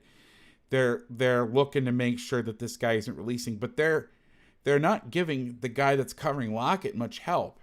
Meanwhile, on the other side, they're playing way over the top of Metcalf, and they get too wide on him, and this is a great route. And he is wide ass open, but they can't get any separation early, and because the protection isn't there, I mean, what's Russ going to do? They're in his face. He's got to get out of there. Doesn't matter how open Metcalf is. He's running for his life. Yeah, this should be Brown in the protection again. Oh, watch 91 here on the right guard. I love this. I wonder which way they're sliding. By the way, I don't remember what video I did, but we talked about points. So here, I'll give you guys a little bonus since I feel like I've been hijacking this about analytics and shit. All right. So you want a good blitz? Aranda did this to Texas. All right. This is for my coaching buddies. All right. You want an easy sim pressure based off the point of the center? Let me actually go to the wide copy. All right, so we've got 2x2. All right, so easy sim pressure. I'll talk about coverage, and then we'll talk about the front. So here's what you're going to do. So imagine you've got 2 safeties back here. You got your nickel, whatever. Okay. You got your backer. Okay. With this guy into the boundary, you may have to change it up a little bit, but that's fine. Okay. So what they did was you read the point of the center. So if he points this way, the Mike blitzes the B gap over here. If he points that way, he blitzes the A gap here. So you're always right. So you drop the end off in the boundary. If there's 2 guys, you have him drop. You bring the safety down. Actually, you could do this out of 3. This would be 3 deep. So this guy would come down if there's 2. He's already basically lined up out here. And then the end drops inside. If it's only 1 receiver out here, the end drops. And then the safety inserts. Weak side rotation, cover 3. And you get a max pressure bait. But they're doing it off the center's point. So imagine it's field under. LSU did this to Texas in 2019, and they had a free runner at the quarterback, and it was almost like, oh my God, how the hell did they? He knew where to go every time. It was based on this guy's point. So they point this way. Let's back it up. If they're pointing, he's going to hit here. If they point this way, then he would hit this A gap, and they can't pick it up because this guy is useless. The back is useless, and they got free in the back. So there's a little bonus material. I know we got some LSU guys in here.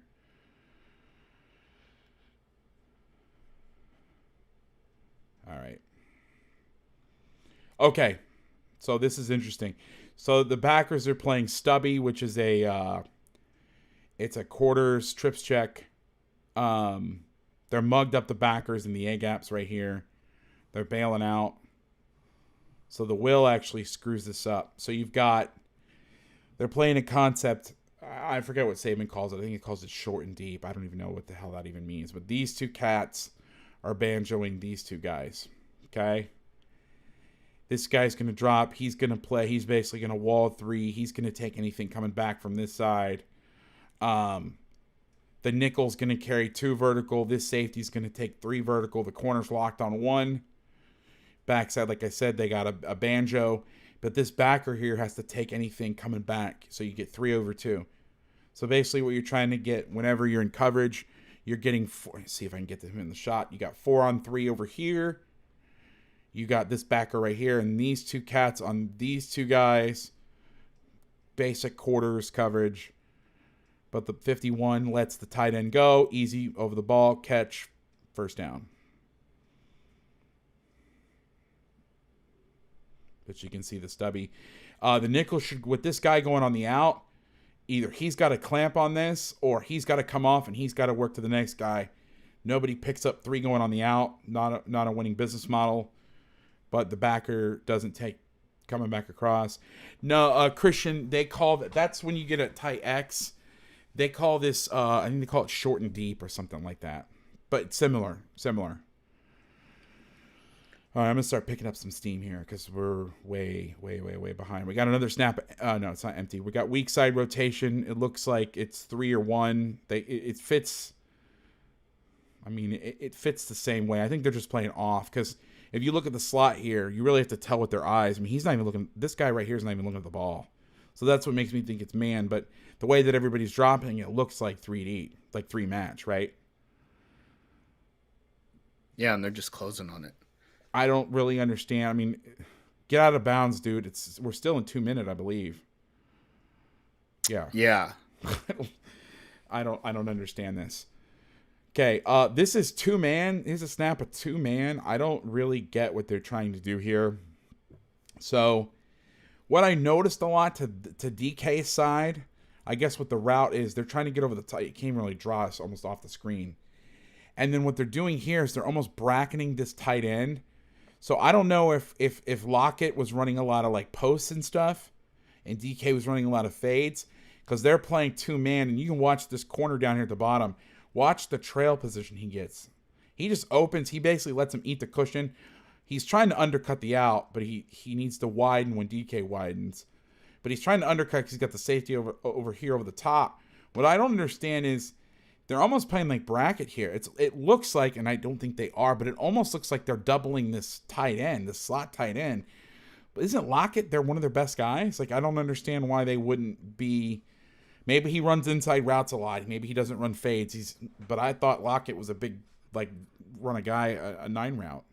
Yeah, I mean, that's the Seahawks offense. And everyone jokes so I about them didn't pinning understand the gun. that. They run 9s. I hate this call. This is known as quarter, like true zone quarters. Some people call this box. I know why people run this in 2 minute.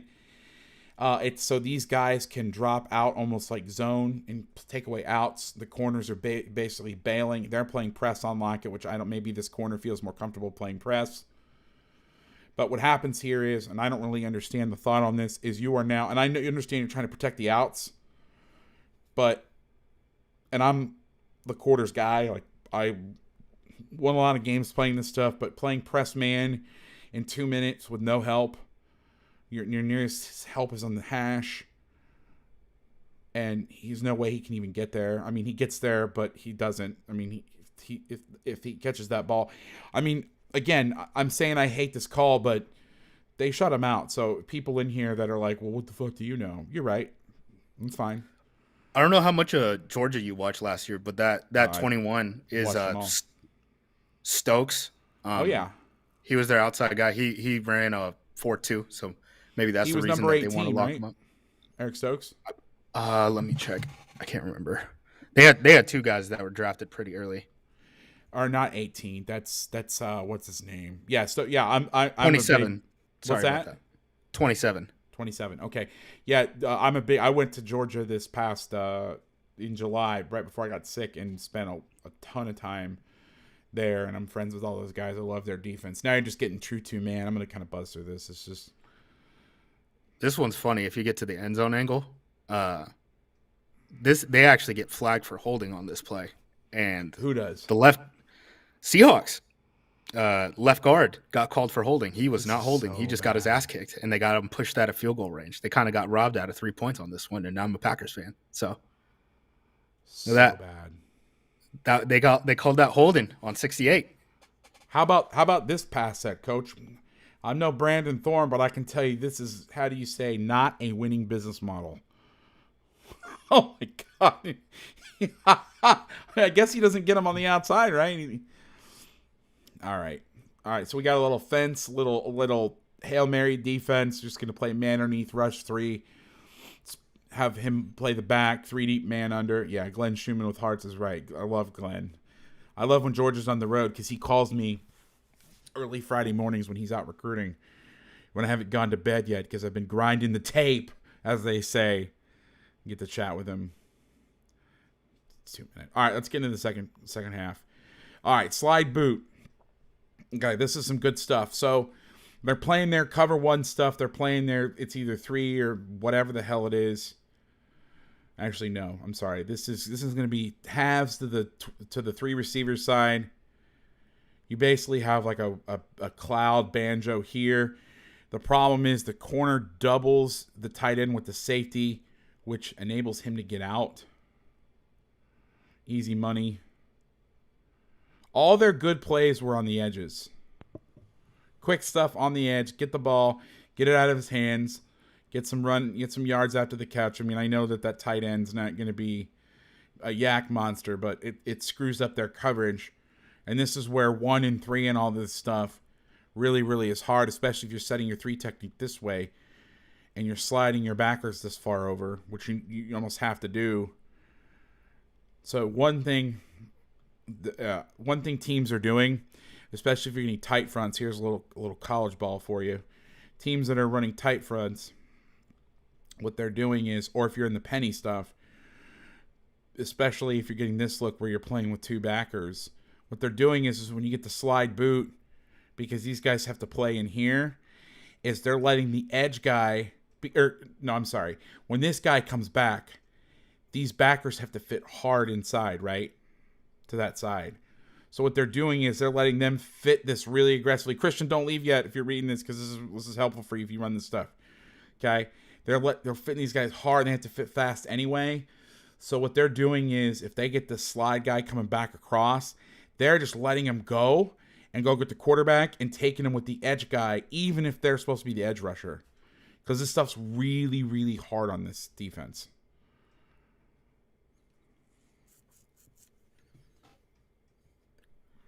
I mean, that's generally the thoughts with anytime you have 3 guys inside of that, like, quote unquote guard box, right? It's off tackle, it's stuff on the edge in the passing game, it's those slides off of play action. It's just the allocation of bodies to a certain point, right? Yeah. This is a sign of the times. This made me laugh. This gave me a hearty chuckle. All right. So they're at double tights. Okay. And help me out with personnel. You said Stokes is 21, right? That's Stokes. Yep, that's Stokes. All right, first round. So let's go to the wide shot of this. This made me laugh my ass off. Okay, so they're in 2 deep to the Twins. Okay, they're playing, I guess, quarters man here at the bottom, whatever. Okay, they got 12 personnel double tights. They have 4 down linemen with 2 9 techniques. Okay, really you got a 13 personnel look because you got Lockett here, even though he's a receiver, he's in the core. Okay, So you have two gaps here. The guy that's supposed to fit the gap is a corner. Like, if you would have showed me this play 10 years ago, I would have laughed and been like, what the hell is this? Okay? You're like, you have not, so not only you have two open gaps between linemen, you slid your backer over. So you're short a gap, okay? They run zone slice, and instead of those guys, like, if I had to coach this shit and this guy came back across, even with stretch, you'd have to pull these guys back inside, and this guy would have to fit somewhere in here. They just kind of hang out. Don't really, we'll kind of go here, we'll kind of go there. Oh, shit. Did I go the wrong play? I'm an idiot. No, it's the same look, so that's what confused me, because it's literally the exact same look. Okay, I'm not a complete lunatic. I'm like, I remember it being the same look. Watch this. We're just going to kind of hang out. 3-yard gain, 4-yard gain. I mean, like, this is what the league is, though. Right? This is what this is. I mean, look at this. This is a fucking linebacker. Yeah, I mean, the whole too high revolution, and I think everyone thinks that it's like only being done to their quarterback, but the whole too high revolution is to stop these quarterbacks. I mean, everyone's thinking of you're watching NFL teams talk to you when they're playing football like this. Like, they want to stop the passing game. Next gen stats. I know you talked about analytics. I don't even think that you hate analytics, but no, next gen stats tweeted out. And I love, by the way, next gen stats. That's a whole different world. I think they're fantastic. Keegan and those guys do a fantastic job. That's the player tracking stuff for those. Yeah, that's awesome. But anyway, go ahead. Next gen stats tweeted out the light box rate, which is, they call it 6 or fewer defenders in the box. I don't know what they call in the box technically. Maybe you'll have Keegan on or something like that to explain it. 97%. So they use 6 or fewer defenders in the box 97% of the time against the Seahawks in this game. Second highest of any defense in a game this season. Average depth of deepest defender was 16.1 yards in this game, and their blitz rate was only 19%. So to say that Green Bay played light in this game and they played coverage a lot is extremely fair based off of the data. Well, and what's even crazier, to me, it's not the light box that makes me laugh. It's so much as like post snap. Once the ball is snapped, they're just kind of hanging out. Look at 59. He's got zone to him with a slider coming back across, and just watch 59 here. I'm just gonna that's what I'm saying. I think the pistol stuff, to a certain extent, I mean, like you said, like the context and, can your offense piss a drip of offense, right, and stuff like that. It's, hey man, it feels like every single time Russ is in the pistol, they just want to run play action. So those linebackers probably know, hey, he's in pistol, they want to run play action. They're already down points. They haven't been able to get an explosive yet. So he's probably trying to get some sort of chunk play, slow play the run game. And that's probably something that isn't going to show up in a stat sheet. If you talk to those linebackers, maybe they know, but that's not something that you can have without context of the game, I guess. NordicTrack ad for the stream? What? Someone just said, just watched a NordicTrack ad for the stream. Hope you guys are getting that NordicTrack money. I would just wish I had a NordicTrack body. Oh, I'm sorry you're having to watch the NordicTrack stream commercial. I didn't even know there was commercials. I'm sorry. All right, so we got a boot. Now we're getting close to uncharted territory for me, so I'm just going to kind of watch this. This looks like 3 deep to me. They're coming down. 2-man routes. This is where this has got to be a finger issue. I mean, Russ usually makes that throw, no? Yeah. Or something. I don't know. I hate to just put it down to his finger. It could be the weather. It could be rustiness, whatever. The weather was weird, too. I mean, at this point in the game, the Packers had already missed a field goal that, like, the ball was just taken off. Like, if you watch the field goal, you'll see it, like, go straight and then just swift to the right.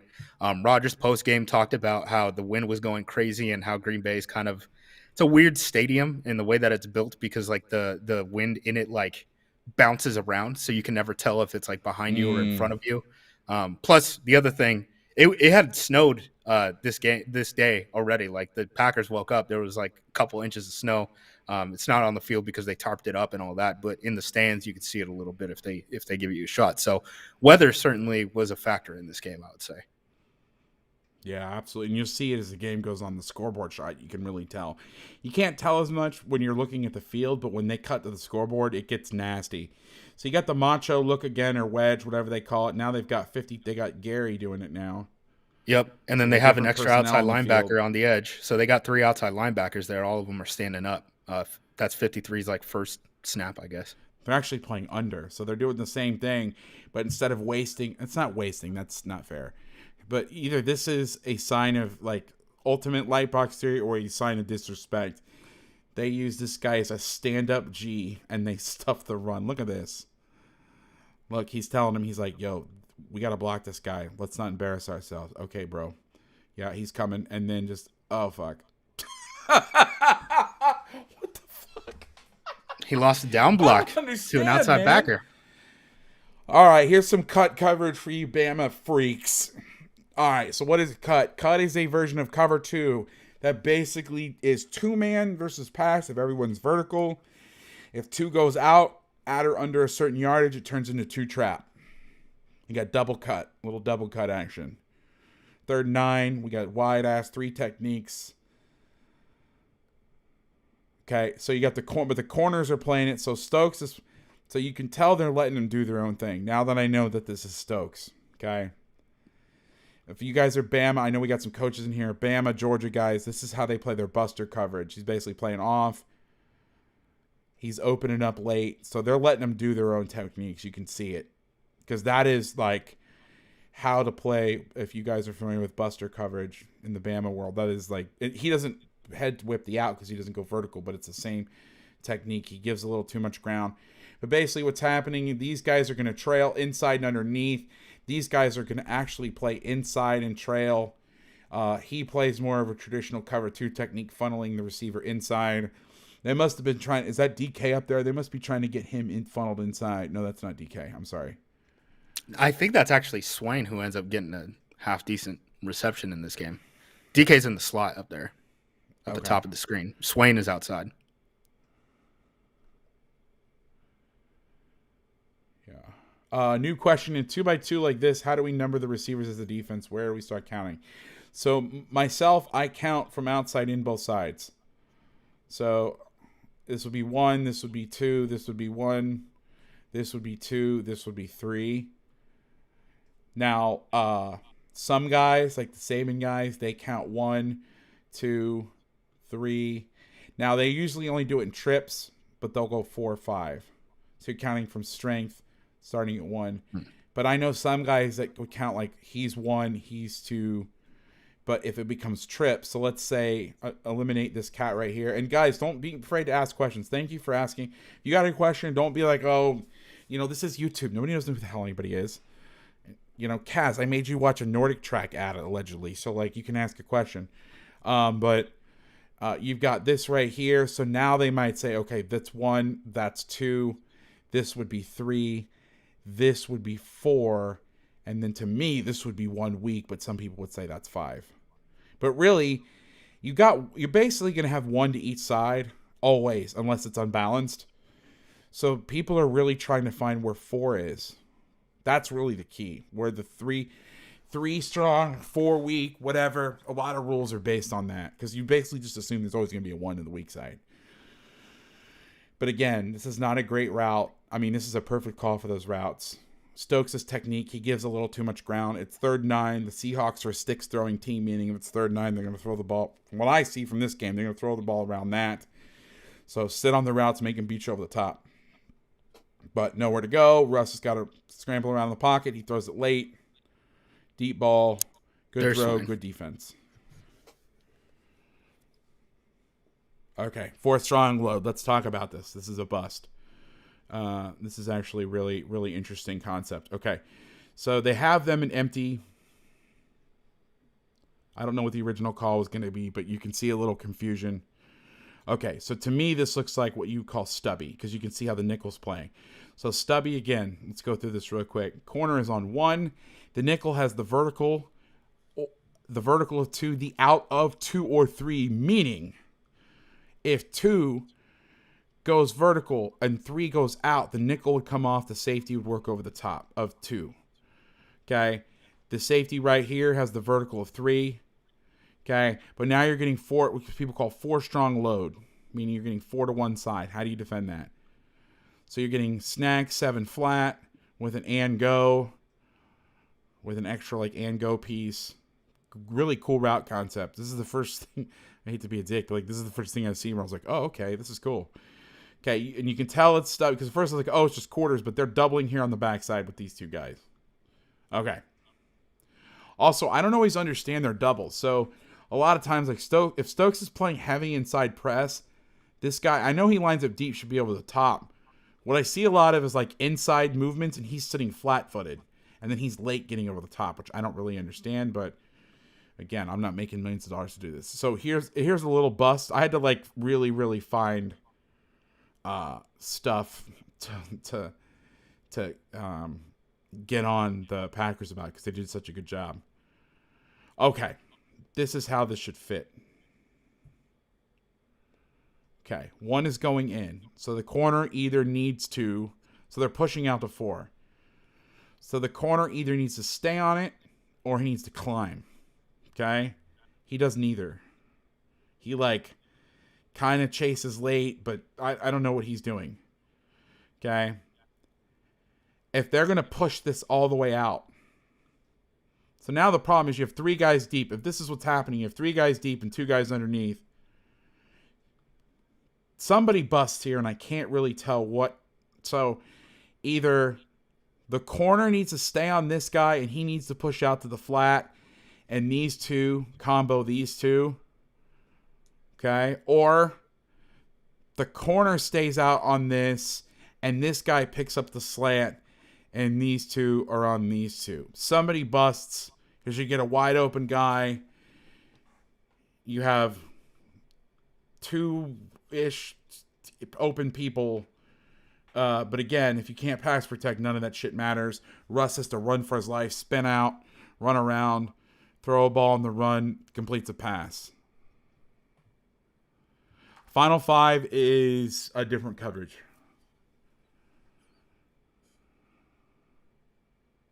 Those are tank back. Final 5 is in cut when you got 1 is too far away from 2 and 1 goes back inside. And what's weird here, so like you can look at their slide if you get to the end zone view again. They're sliding to Lowry and their 4th string offensive or outside linebacker. 53 is their 4th guy. So he ends up taking 2 of those guys, and they're one-on-one across the board elsewhere. So yeah, kind of odd. The only thing I can think of, unless my only thought was this, if the Packers have some sort of tendencies where it's double 3s and they like in empty and they like to bring this guy inside, maybe that's the only thing I can think of. Otherwise, it makes absolutely no sense. In theory, you'd want to be Bob to the X, wouldn't you? Because you could see like, hey man, if you're running a blitz, we know we got you 1-on-1. It's 4x1. So, well, they're thinking it's empty, so they may have some sort of no. It's not clip. It's stubby, Pete. Or I don't. It's like busted stubby. I don't know what it is. Yeah, I don't know, man. That those sort of things are. It's not always cut and dry. There's so many. I hate guessing on Pass Pro because there's just so many things that can go into it that we have no idea. Okay, here's cover 1. All right, here's some beautiful cover 1 play. Roll that beautiful cover 1 footage. All right. So, a lot of people call this play differently. They actually do it to both sides. It's pretty wild. So, they're going to try to get these 2 guys across, these 2 guys across, and get the back out. Okay? This is like, it looks like a fucking tic-tac-toe grid. Okay, so here's what's going to happen. Let's go through the rules of cover 1 and cut. So they're dropping down. So right now, he's on him. He is the rat. Okay, I am coming down to cover this guy. We're man, we're man, we're man. We're upfield. So, because it's 1 and it's not 3, you don't have to worry about the dirty vertical rules. Dirty vertical rules mean certain teams, if a guy's running a crosser, will stay on it, like Georgia, or some teams will turn it loose and zone it off. It's cover 1, okay? So let's start down here at the bottom. These guys lock up. These 2 cats lock up. Makes sense, right? We're good. Makes sense. Let's back up. Now, 1 runs a wave route, over route, whatever you want to call it, crosser, blah, blah, blah, blah, whatever. So he's going to stay on this. Okay. Now the back comes from the strong side and goes weak. So these two cats are working on this guy right here. He's going to go this way, so he's going to take it. So the final rat will be this guy. They're slow. My man here sees his guy underneath. So this backer should end up taking this. And then based on the route distribution, he's going to look dig to post. And that is a coaching point that you can only guess based on their body movement because we don't know what they're being taught in meeting rooms. He's probably looking at the next guy. He sees both guys go away. So you're thinking, I'm going to go here to here because he's in the middle of the field. This guy right here is in the middle of the field. I'm going to work to the first intermediate underneath crosser. Jesus, let me get rid of this. And that's what you call perfection. Now they catch the ball. They get a good play. They get some good protection from the line. Good job. Really good throw to a really good player. But, I mean, that's about as good as coverage as you can get, to be honest. I mean, I don't know what else are you going to do there. And that's just, they're going to make play. That's the one thing about, like, they're going to make plays too. And that's one of those where it's like, all right, we're telling you to play outside leverage man with a cut split, and they get him loose across the field. Okay, you're in position, make the tackle, live to fight another down. You know what I mean? Like, yeah, 100%. At some point, they're going to make plays too. Here's cover 6 versus trips, so we're getting quarters over here, halves over here.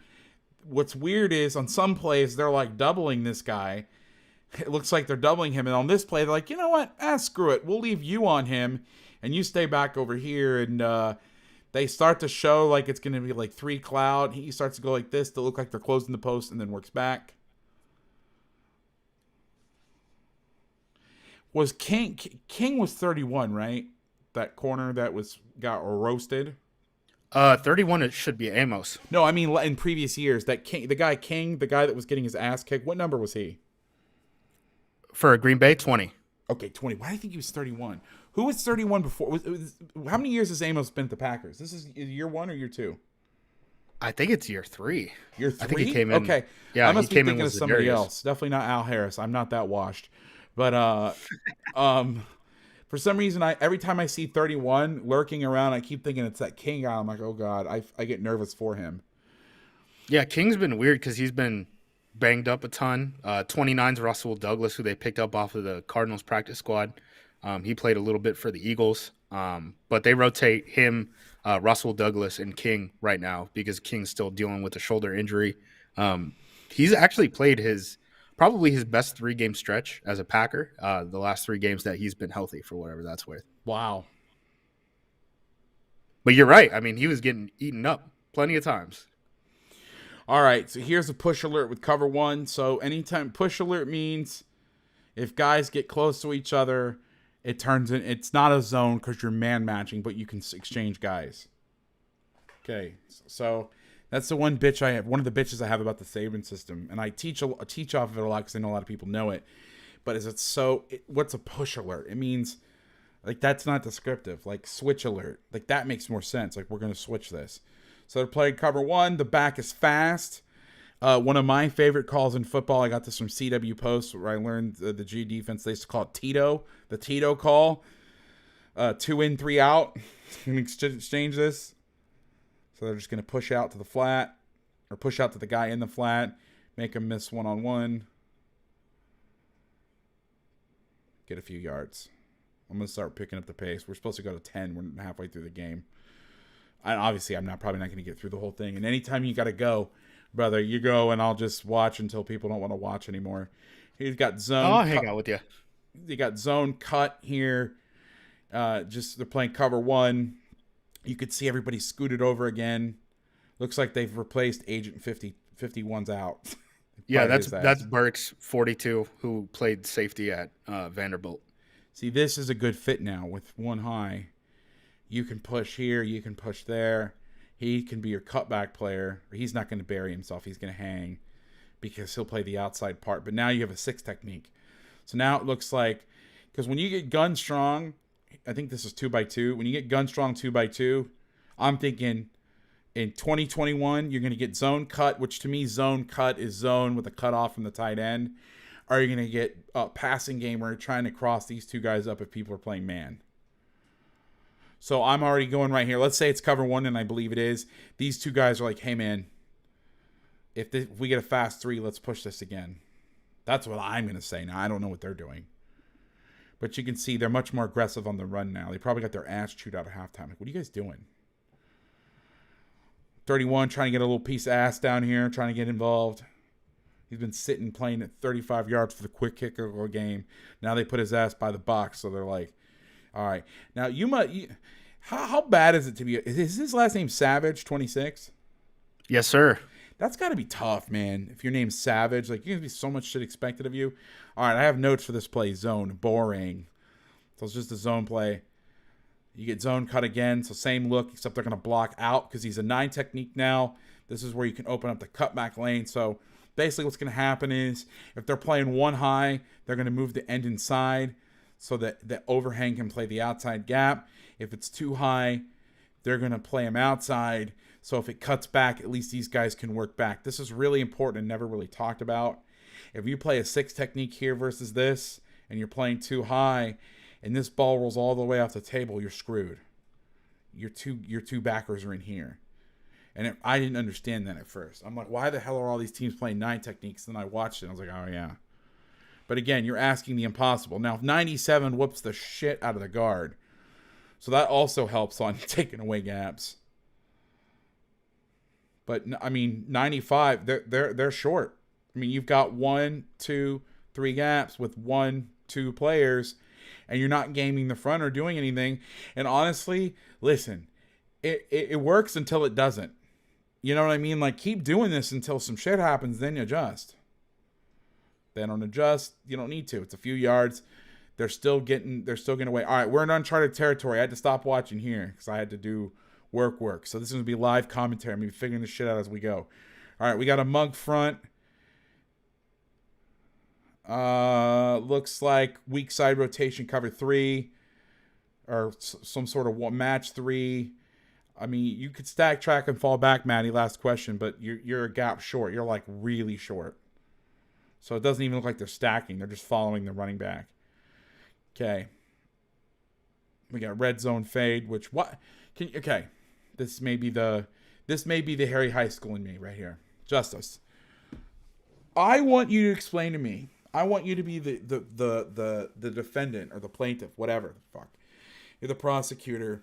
I don't know. I'm lost in my own analogy. I want you to tell me why people hate. I'll be all of them and the executioner. All right. No executioner. I'm a nice boy. I'm a sweet boy. Why does everybody hate the red zone fade? Why does your friend Meanie Kimes hate the red zone fade? I know it's a low percentage throw. It's a low percentage throw. I think that's it. But if you have a guy, so maybe this is Harry High School where like I'm game planning for a team that will remain nameless right now. They have a 6'5" jump ball kid. That's what he can do. Right. And so when they get in the red zone, he get the ball. And because you don't have many 6'5" guys that can jump like he's a volleyball player. Right. Is it that the athletes are closer in the NFL? So you like that disparity's not there, so it doesn't. I mean, is that what? Because to me, in my world, like that's a great play. Yeah, I think it's the same thing. It's like probably one of the reasons why, like in the NFL, you don't really see trap is because of like the 3 techs that the NFL is just able to get across the board and stuff like that. The other thing to me is the split for the red zone fade matters a lot.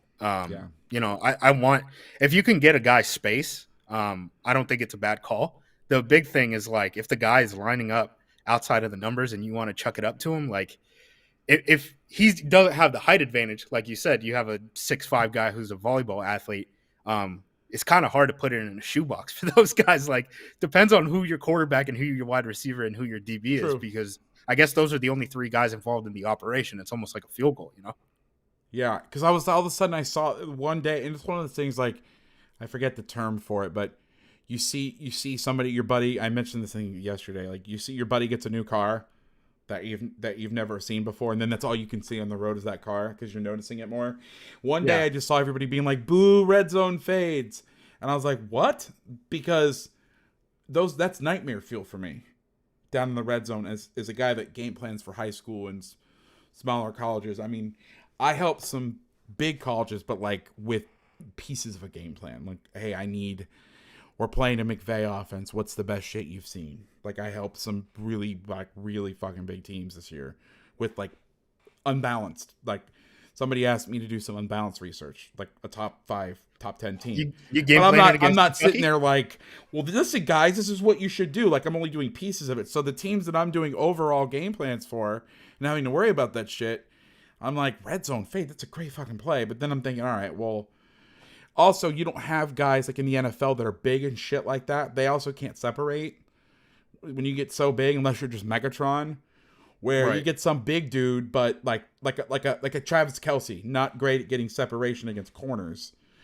Where you better be like 6'8", you know, like there's a scale of like when it kicks in. Like, all right, if you're 6'7" and you can have a 42-inch vert, great play. Because it requires you to double a guy, or it requires you to play a guy outside, and now it distorts the rest of your defense. And that's where I think, as an offensive guy, I think it's effective. So I was just curious, like, okay, this must be an NFL thing. It makes sense. Like, the trap thing is a great...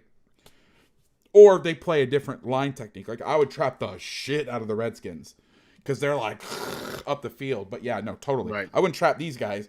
You would get choked. Rashawn Gary would be choking you and tackling the back at the same time, and like elbowing the guard in the throat. All right, we have a noob question alert. I got a soundboard. What is that one? I love being corny. It's fucking great.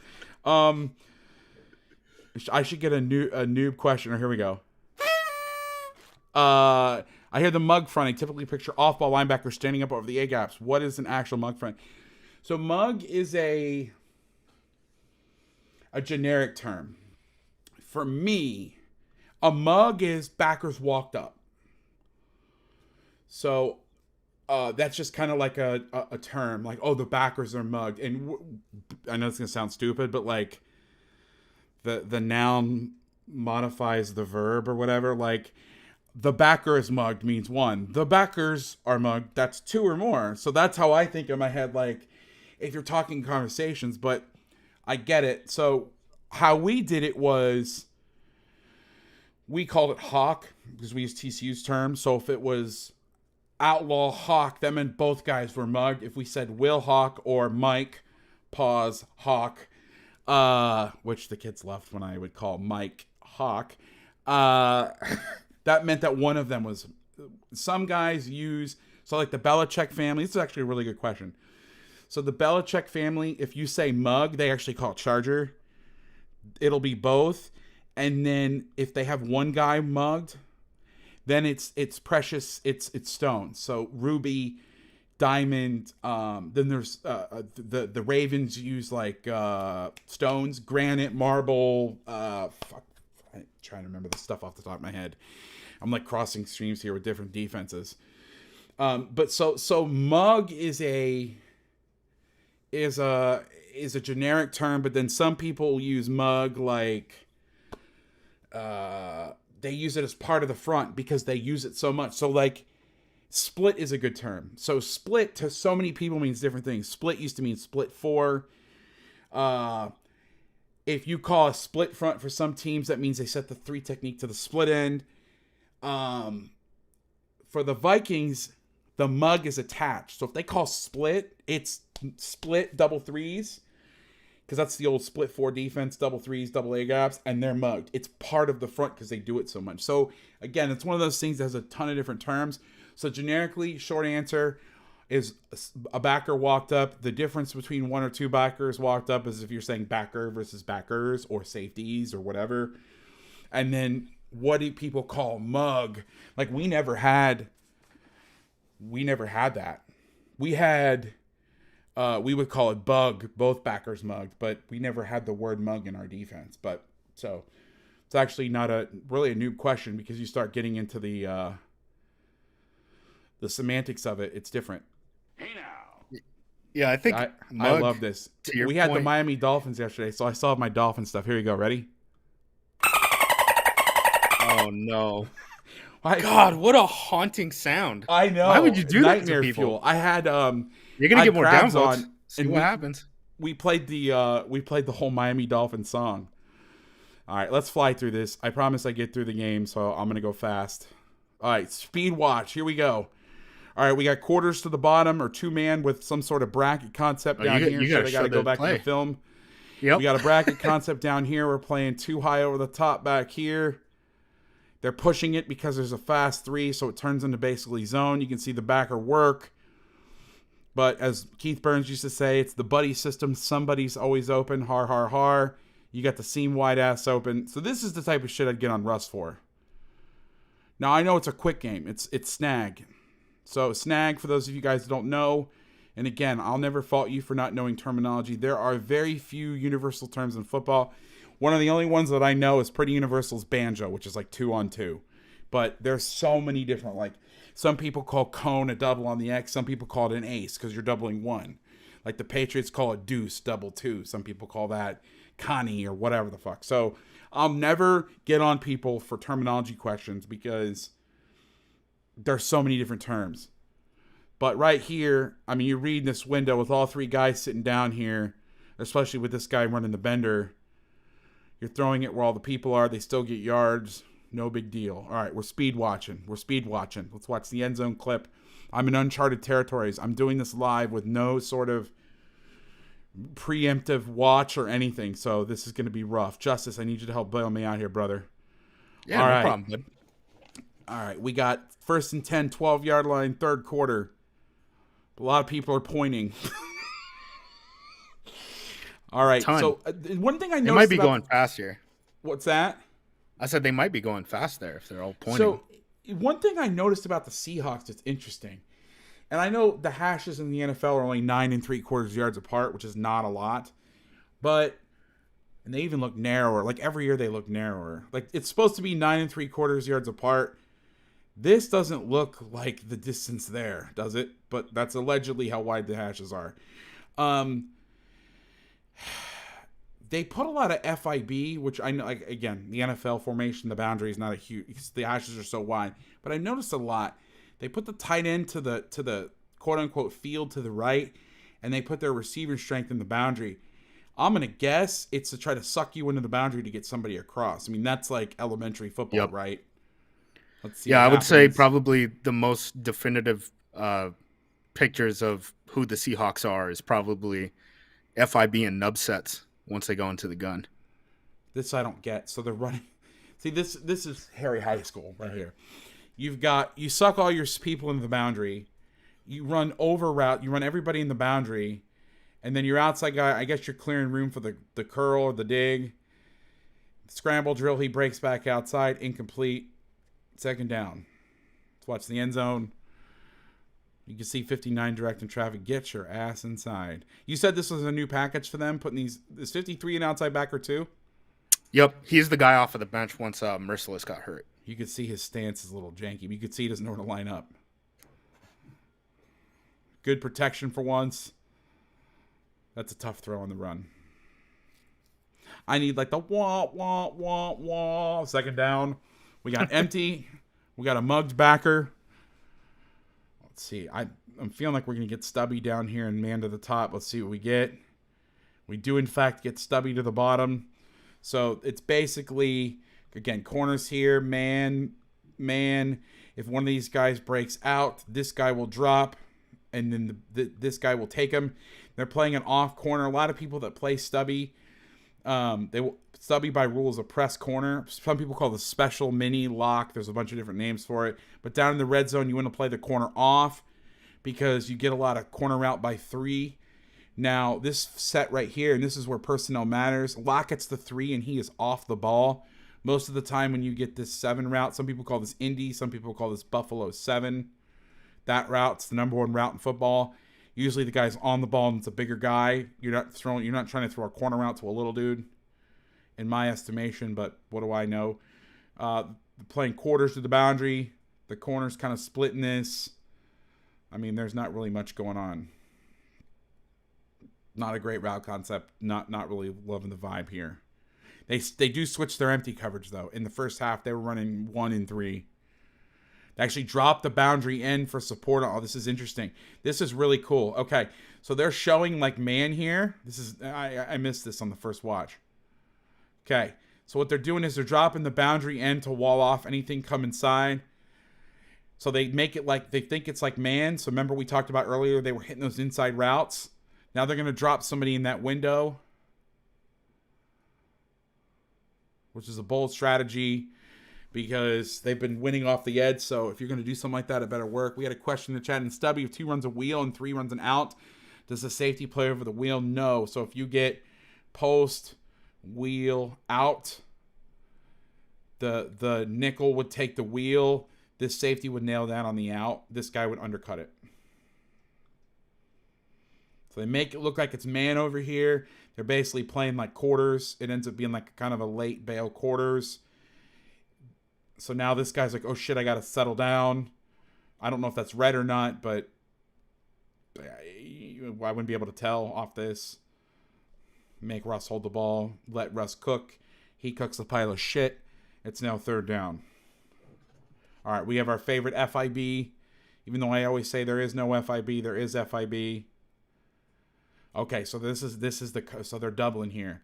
So he is actually doubling him. He's making it look like it's not. They're handling this one-on-one. They're playing bracket now. So what's happening is they're doubling number 2 here. They're playing man here, but it's not really a true bracket. He's going to take the deepest break from the outside in. So you get post wheel. So now he's going to double on. Jesus, I can't draw. I'm drawing with a trackpad, by the way. I wish I had a pen. These 2 are going to double here. He's going to end up taking the wheel. Now, I'm guessing after this out, I call this wheel out. I don't know what the fancy. I'm sure McVay has some cool name that everybody calls it now. So the next thing I'm going to do, and because they ran the Harry High School, run this the next play, the next thing I'm going to do is do this. I'm going to go like this. I'm going to run the return route and be wide ass open. There's nobody in the middle of the field. Did they run a game here? Or did they just get their ass whooped again? Nope, they just get their ass whooped. They're changing who's covered. Is this a loaded front? Oh, the misery. Yep. The misery. I was waiting for you to see it. Yeah, I'm so like like result oriented. I'm like looking at all the brackets and shit and not even noticing they threw a fucking interception in the end zone. The misery, interception. We let Russ cook. It's not great. Okay, so they're actually in a 3-2 package now. Is Ty Summers still in the Packers, by the way? Or is he gone? He long gone? Yeah, so he started week 1, and then they moved him. He's like a key special team player, though. What number is he? Because I see 42, and 47. I see Ty Summers from 47. Okay, so I see 42, and I know that's not Ty because he's little compared to Ty. That's the safety. That's that Burks. Yeah, and he's little and not the same skin color. So I kind of figured that was Ty. That was not Ty, but I see 42, and I'm a TCU file. Interesting move. So this is kind of interesting. They've been kicking their ass on the edges, on the edge of guys. I just don't mean out here. I'm talking about getting on the edge of rushers. And now they take 97 and they put him in a 0, which is the worst possible place you can rush the passer from. Like that's where it's almost like outsmarting yourself. Now, again, I know they pick him off the end zone. Again, I'm not talking about the result. Great play, interception, fantastic, great job. Joe Barry wins the Coach Vass patented inaugural coordinator of the week. But I don't understand. I don't get the thinking behind that. Okay, you want to know how to make Russ not cook? Again, 7:53 in the clock in the 3rd. The next drive, they chew 5 minutes. Somebody said Ty's 44. Is that correct? You said he's 47? No. Is he? I thought he was 47. I have no idea. All right. Oh, he is 44. My bad. All right, we got the reverse look again. I feel like this is something they do a lot because they did it the first time and this guy was like, "Oh my god," and ran out here. So this must be something that they get some ass on. Okay, they are defeated. They are deflated. My man 51's in here. He sees the reverse. He plays a little faster this time. Oh, the misery. Oh, the misery. Don't climb. This shit irritates me. Get on him. Turn out here. Why are you climbing?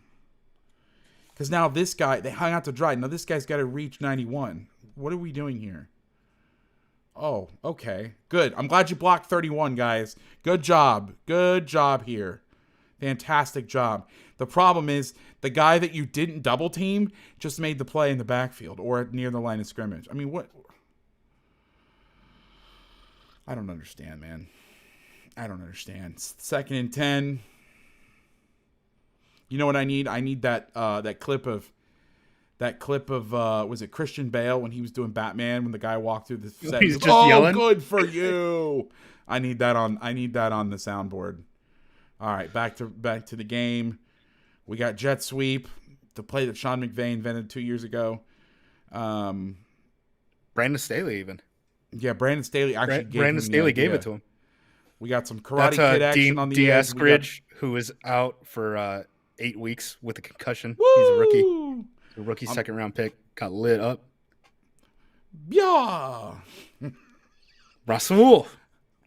We got a little edge action, so they're running, looks like pin pull jet sweep, which kind of doesn't work when this guy outruns your pulling lineman. But all right. I think they're just turning and running for stretch. It's not pin and pull. Yeah, that's a dead play. Good time to press.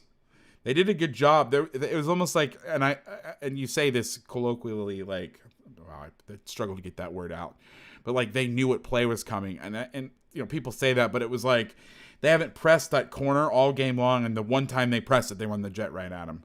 Yeah, Matt Kenyatta invented it. Matt Kenyatta sucks. He's been fired from every job. I've never seen as many coaches publicly make fun of an assistant as people have made fun of Matt Kenyatta. Is that how you say his name? Kenyatta? Yeah. I thought it was Canada. I believe it's Kenyatta. I just Frenched it up for him to make him sound like less of a dickhead. All right, so we got a loaded front alert. Loaded front alert. I'm so dumb. All right, so loaded front. We got 3 down linemen to the... Oh, shit. 3 down linemen to the same side. What you do, and we've talked about this many times, you can have different strategies with this. You put your best guy away from the slide, or you can put him into the slide and run games. Let's see what the Seahawks do. Part of me thinks that they're going to slide away from the load. But, yeah, everybody hates him. It's insane. Pat Narduzzi, like, the coaching fraternity, I've seen guys, like, do some crazy shit and never say anything publicly about like, Narduzzi put him on blast during a Glacier clinic. Matt, I don't see a lot of bad offensive execution. I just see shitty lineman play. And a quarterback that's been hurt in really cold weather that he's not used to. He sailed a couple balls, but most of this is just play designs. I don't even see, it's not like the guys are running into each other and stuff. It's just don't love the play designs. I think the other thing, too, is they kind of have a beat on when he's going to try to get those play action shots at a pistol. You know, we talked about that a little bit, too, but that certainly doesn't help. I mean, they're very predictable. I mean, I say that, but, you know. All right, we got some 2-deep stuff. Yeah, the Narduzzi just roasts his ass. It's fantastic. This is just cut, slant. All right, nothing crazy going on here. Let's see what we got here. We're in the fourth quarter, 10-0. Got to start putting our foot on the gas. Are we going to let Russ cook? We're going to get 12 personnel squeeze formation, so I'm learning play action. I mean, this drives me insane. Look at the difference in these two guys' stance. Gee golly. You think that tackle's going to pass pro? I wonder if it's play action or not. If I'm this cat, I'm like lined up back here. This is the type of shit that drives me insane.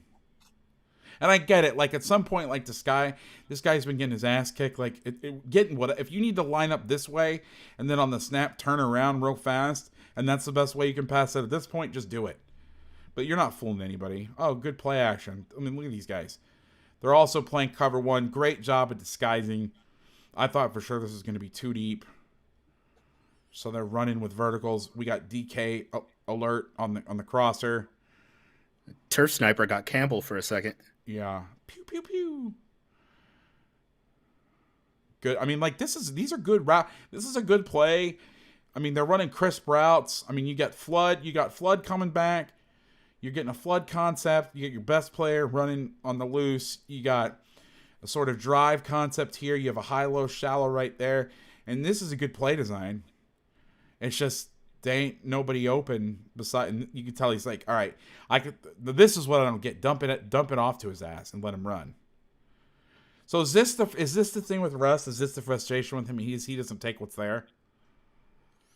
Sometimes, I mean, if you look at his target share, he very rarely throws over the middle, right? He does not throw over the middle. I love the NFL. My high school, if I got any high school guys in here still, they're probably like a G and a 9. That's fantastic. Just chilling and standing up. Just like, yeah, whatever.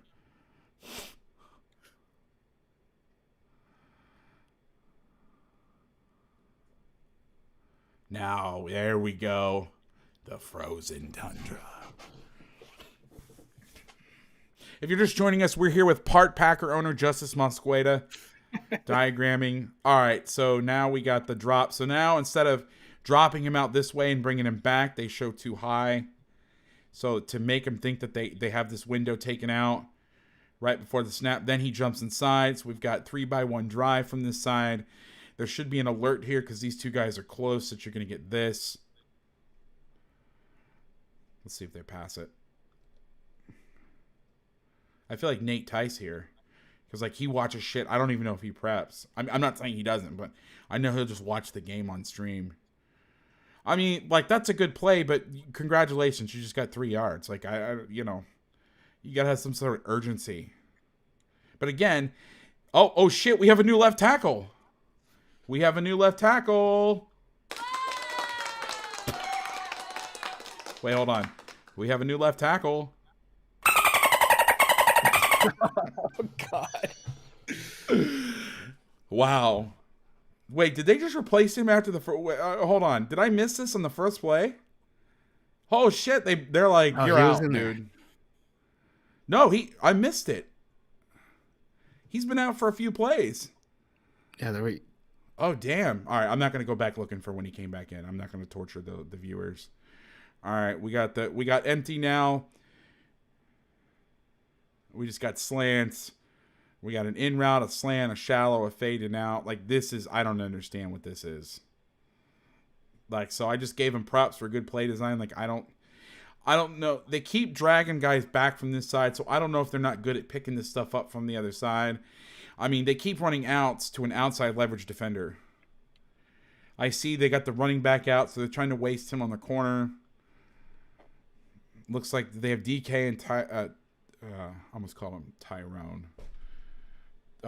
Lockett. What the fuck is his first name? Tyler. I'm calling him Tyrone. A moron. Yeah, I don't know what's going on here. I'm getting angry now. I'm gonna skip this play.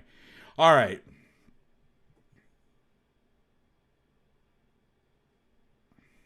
Oh, he said about the jump set. All right, we're gonna do some Harry High School now. We're gonna snap it to the back. This must be 3rd and short if we're doing this. What do we got going here? 2nd and 6. Oh, cool.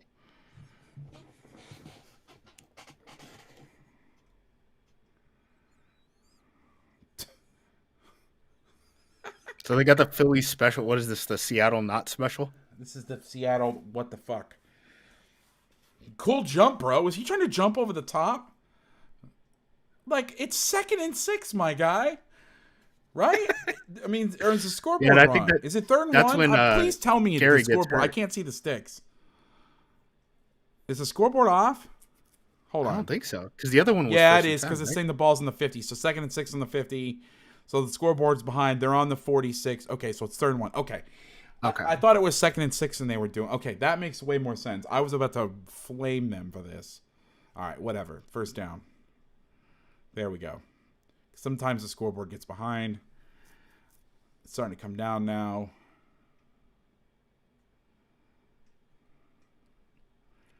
Oh, we So got that- a double move by Ty. That was the 2nd injury to outside backers. So now 53 is in there the rest of the game. So he's their 4th or 5th, depending on how you think of him. Who's that? Say that one more time. My audio dropped for a sec. Oh, sorry about that. No, it's my 53 fault. is like their 5th outside linebacker, and now he's in there full time because Gary went down on the last play. So the guy coming off the left side's in there full time now.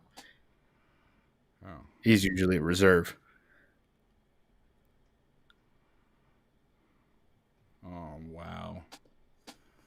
This is like, okay, we need to talk about this. So when I was a kid, we used to play a game called 500. So you say 300, you chuck the ball up. So when I moved to California, no California jokes, please. I said that to the kids as oh, it looks like they're playing 500. And everybody looked at me like I was stupid. And they're like, no, coach, that's called 3 flies up. Where I'm from, what's it called? Or where you're from, what's it called? 500. And 500. I'm from Oregon. You go 200. So, yeah. I got the worst hit I ever took in football was actually in a game of 500. There was a guy named Pooh Bear McNeil. He also went by Pooh Bear Williams. So I was a bigger guy, so they weight class. So I was in 6th grade. They were in 8th and 9th grade. And one of them, it was a practical joke they played on me. They called 200, and the guy like skied it as high as he could. And Pooh Bear got a running start. And right as I was about to catch the ball, knocked the ever living shit out of me. I was like full on like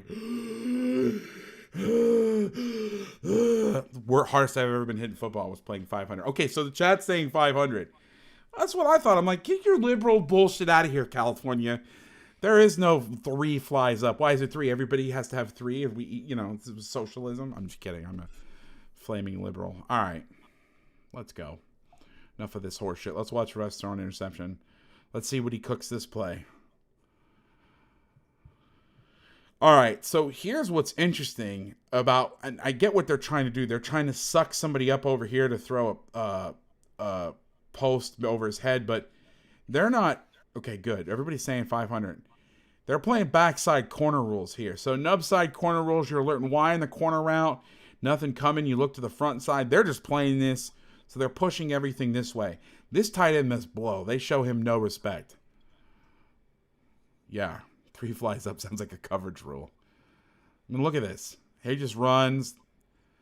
They got 2 on the double move. I mean, I don't know what Russ is like. This is the stuff that would be on the Russ. He just turns. I mean, on what planet do you think this is open unless he's going to sit this down? I know he's trying. And to it's not like something. He's a big body target or anything. It's not like he's going to win at the catch point. Yeah, look at him trying to tackle Amos. Yeah, I don't. I think this is some desperation shit. The snow's starting to hit. Who's look at Preston the just Seahawks? push. That's not a homer, is it? 31, DJ 41. Dallas. Oh no! 41's Alex Collins. He's their starter right now with Chris Carson's hurt. Why did I think homer? All right, we got a loaded front here. How much time's left on the clock? Let's see here. We got 1:50. All right, I'm just gonna let this roll. Wow, this is what's crazy is they get 12 plays. Let's let it roll. Loaded front. We got quarters to the top. Looks like halves of the boundary. Pre-snap is exactly what it is. Oh, look at this. Look at them pass this off. This is pretty now. This is not something you usually see. So you got to dig from this side. They pass this. He plays this. He center field turns. Wow, this is impressive. That's some impressive shit right there. Really, really impressive. Backers do a good job on the underneath stuff. The guy here in the curl bodies it up. He's inside it. He's supposed to stay inside of 2. 2 disappears. Stay inside of 1. He's in there long enough where there's no window to open this up, so he's able to take that. He's able to play back to this, and then this corner has nothing, so he can help too. What phenomenal coverage. Now it turns into just horse shit. And that's got to be frustrating as a defense. Like, come on, man. We did all this really hard shit. I guess we got no end zone for that play. Sorry. All right, we got quarters and halves. Now they're just playing quarter, half. We got quarters to the top. I wish the Seahawks would just run 4 verts and see what happens. Because they're playing 2 guys over the top of 3 and they're not splitting anything. They run drive again. They love them some drive. Instead of a dig, the guy runs a post. Nobody's open. Russ shows a late comeback to the sideline. The pass rush is starting to slow down. Maybe 73 is helping him out. 73 looks much better. Now I know this is the backup, right? Yep, that's like the reserve. Yeah. Okay, so maybe that's why he looks so good, but he just looks better just setting. They're blocking the inside. The Packers front's getting tired. Terrible throw. Stokes should pick that. Next play, we got 3rd and 2. Quarter, half again. Quarters at the top, halves at the boundary. You can just tell by their alignments. They're playing cut rules, so it's basically like 2-man. Man, they do not want them throwing deep balls to DK. This is wild. Nobody's open. Nobody can get separation. Russ is on the run. Russ cooks, gets a 3-yard scramble.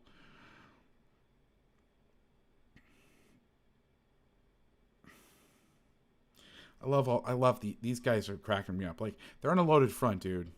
They're here. There's not much to it. He's here.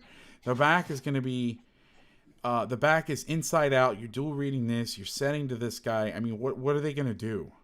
They're all in man looks. It's 2 minute. I mean, what are you guys talking about? Yeah, give an inside hand. I mean, what are we doing here? Why are you taking inside move against Russ? I don't know. I'd like for them to do some of this shit. Knife. And then loop his ass around. Let's get creative, Joe. Come on, Joe. Get your life together. Just balancing out this. I don't understand. You get in the loaded rush stuff, and then you just bring him across and brush him. Like, do something. Not great. I guess they kind of try to do that, but he's late. And then he gets a Yeah, it's a bad matchup, though. I mean, I don't understand. Kenny Clark nose tackle on the edge with Russell Wilson. Yeah, I got you. Well, then do it with somebody else. If you're going to take, I'm saying if you're going to take an inside move, you better do something. I got you.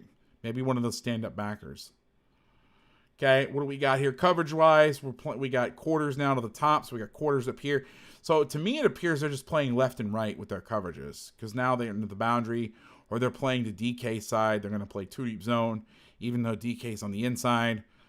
So they're playing man match 2 down here. They're playing quarters at the top. Now here's what you can see. This is a great play. This is Amos and Andy right here. All right, so two does the out. He's vertical, so he knows he can't get out there. So what's the number one route that you get when you get this stutter bullshit? And what gives away that it's going to be cross is that's the only play where you get the stutter and the out and the fade. Usually means this is coming. So watch what the safety does. This is some next level shit right here. Stutter, stutter, stutter. Fuck it. He turns his eyes back over here looking for the crosser. That's fantastic. That is some next level shit. That if you in high school, guys, you can teach this stuff. Because there's no this stall release here where he's coming like this with these splits and does that. There's only one play I can think of that comes with that, and that's Y cross. Or whatever Sean McVay calls it. Superman or dipshit. I don't know. All right. Let's watch the end zone cut up. Yeah, they're not getting a rush anymore now. They're gassed. Let's see. We're down to the end. We've got 8 more plays. Going to fly through this. We got a loaded front. Okay, now. Ooh, we got a little 6 buzz action. Okay, so we've talked about this before. 6 buzz, 9 buzz, whatever you want to call it. 3-week buzz for the crosser. Okay. We watched it a couple weeks ago. It was 1 cross where you're going man, man, man, man. Usually if you're a big shallow or drive team where you're getting this, you want the safety to where the back is away from the back dropping down so he can pick up where the crosser is going to go. But most of the NFL, the time that you see this is the boundary or weak side guy is going to be your insert looking for the crosser. With these guys close right here, you're thinking somebody's going to go underneath. Usually when guys are close and 1 is off, 2 is clearing space for 1 to come inside. If these guys were flipped and 1 was on and 2 was off, you're usually going to be clearing space for him to get outside. I've talked about that before. So with this tight split, instead of having these guys, they're able to stay wide on this. He comes down. He plays anything coming back across. Let's see how it fits. Oh, that's pretty. Oh, that's pretty. That's so pretty. Let's watch that one more time. So now they've just run the same play, but with the outside guy running the over route. Or no, it's a dig. I'm sorry. So they're running drive.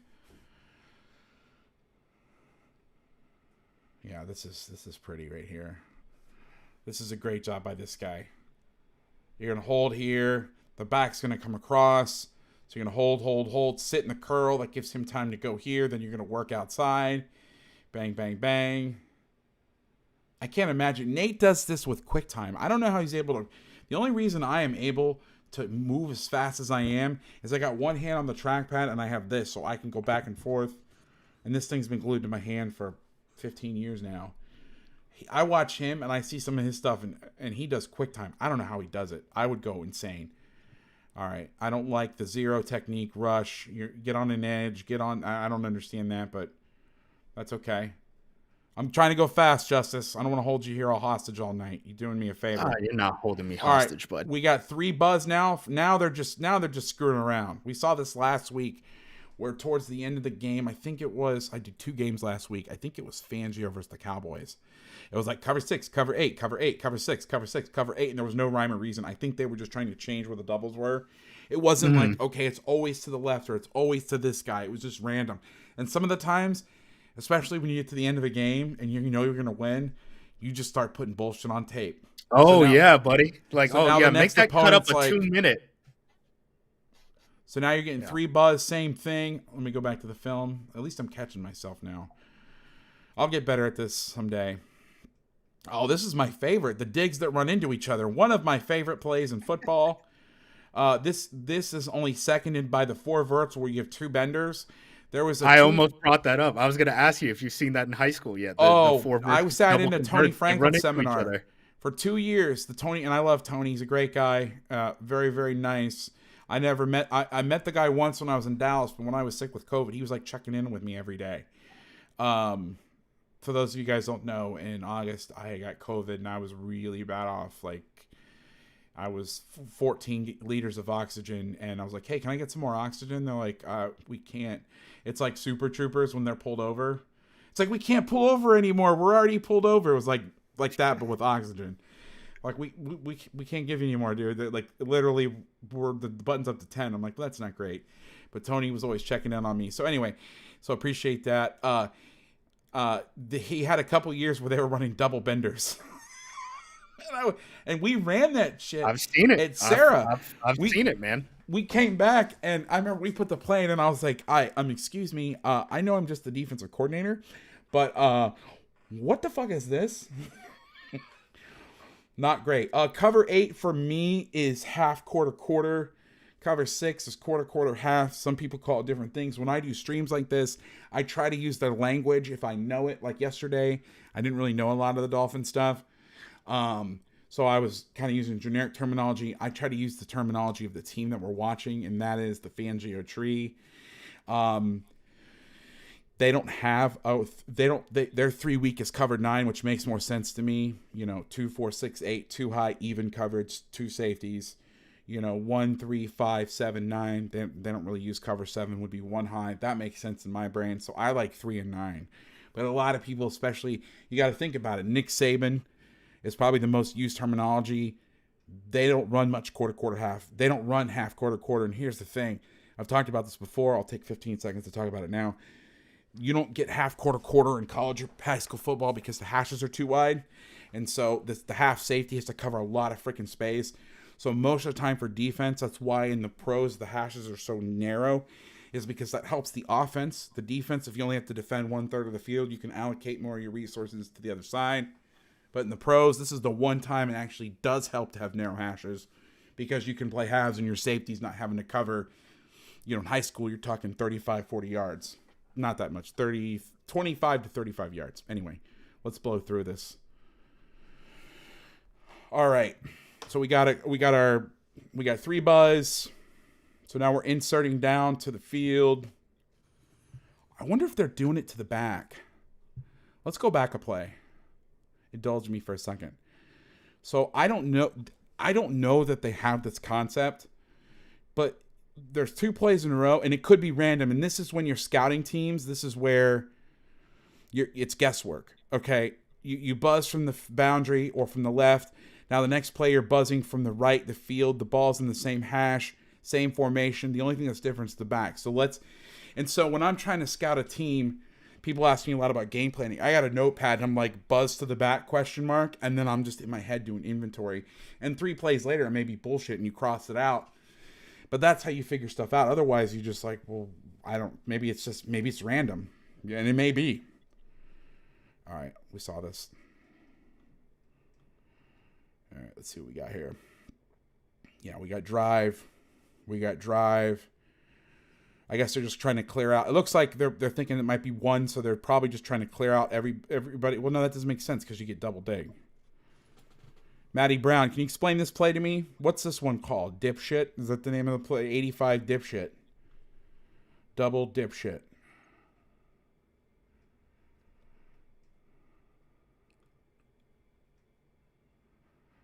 Third and 10. You know, one thing I'm going to give a little criticism. Okay. They have mugged this guy 20 snaps, 25 snaps, would you say? About? A good amount, yeah. They haven't done anything with it. Not once. And you have to honor it because the one time they do, but I'm also like, if he ain't coming, I'm going straight back. Like, there's a concept for you guys that don't know. It's called coffee house, where you line up here, mug up, you act like you're going to peel back and then go.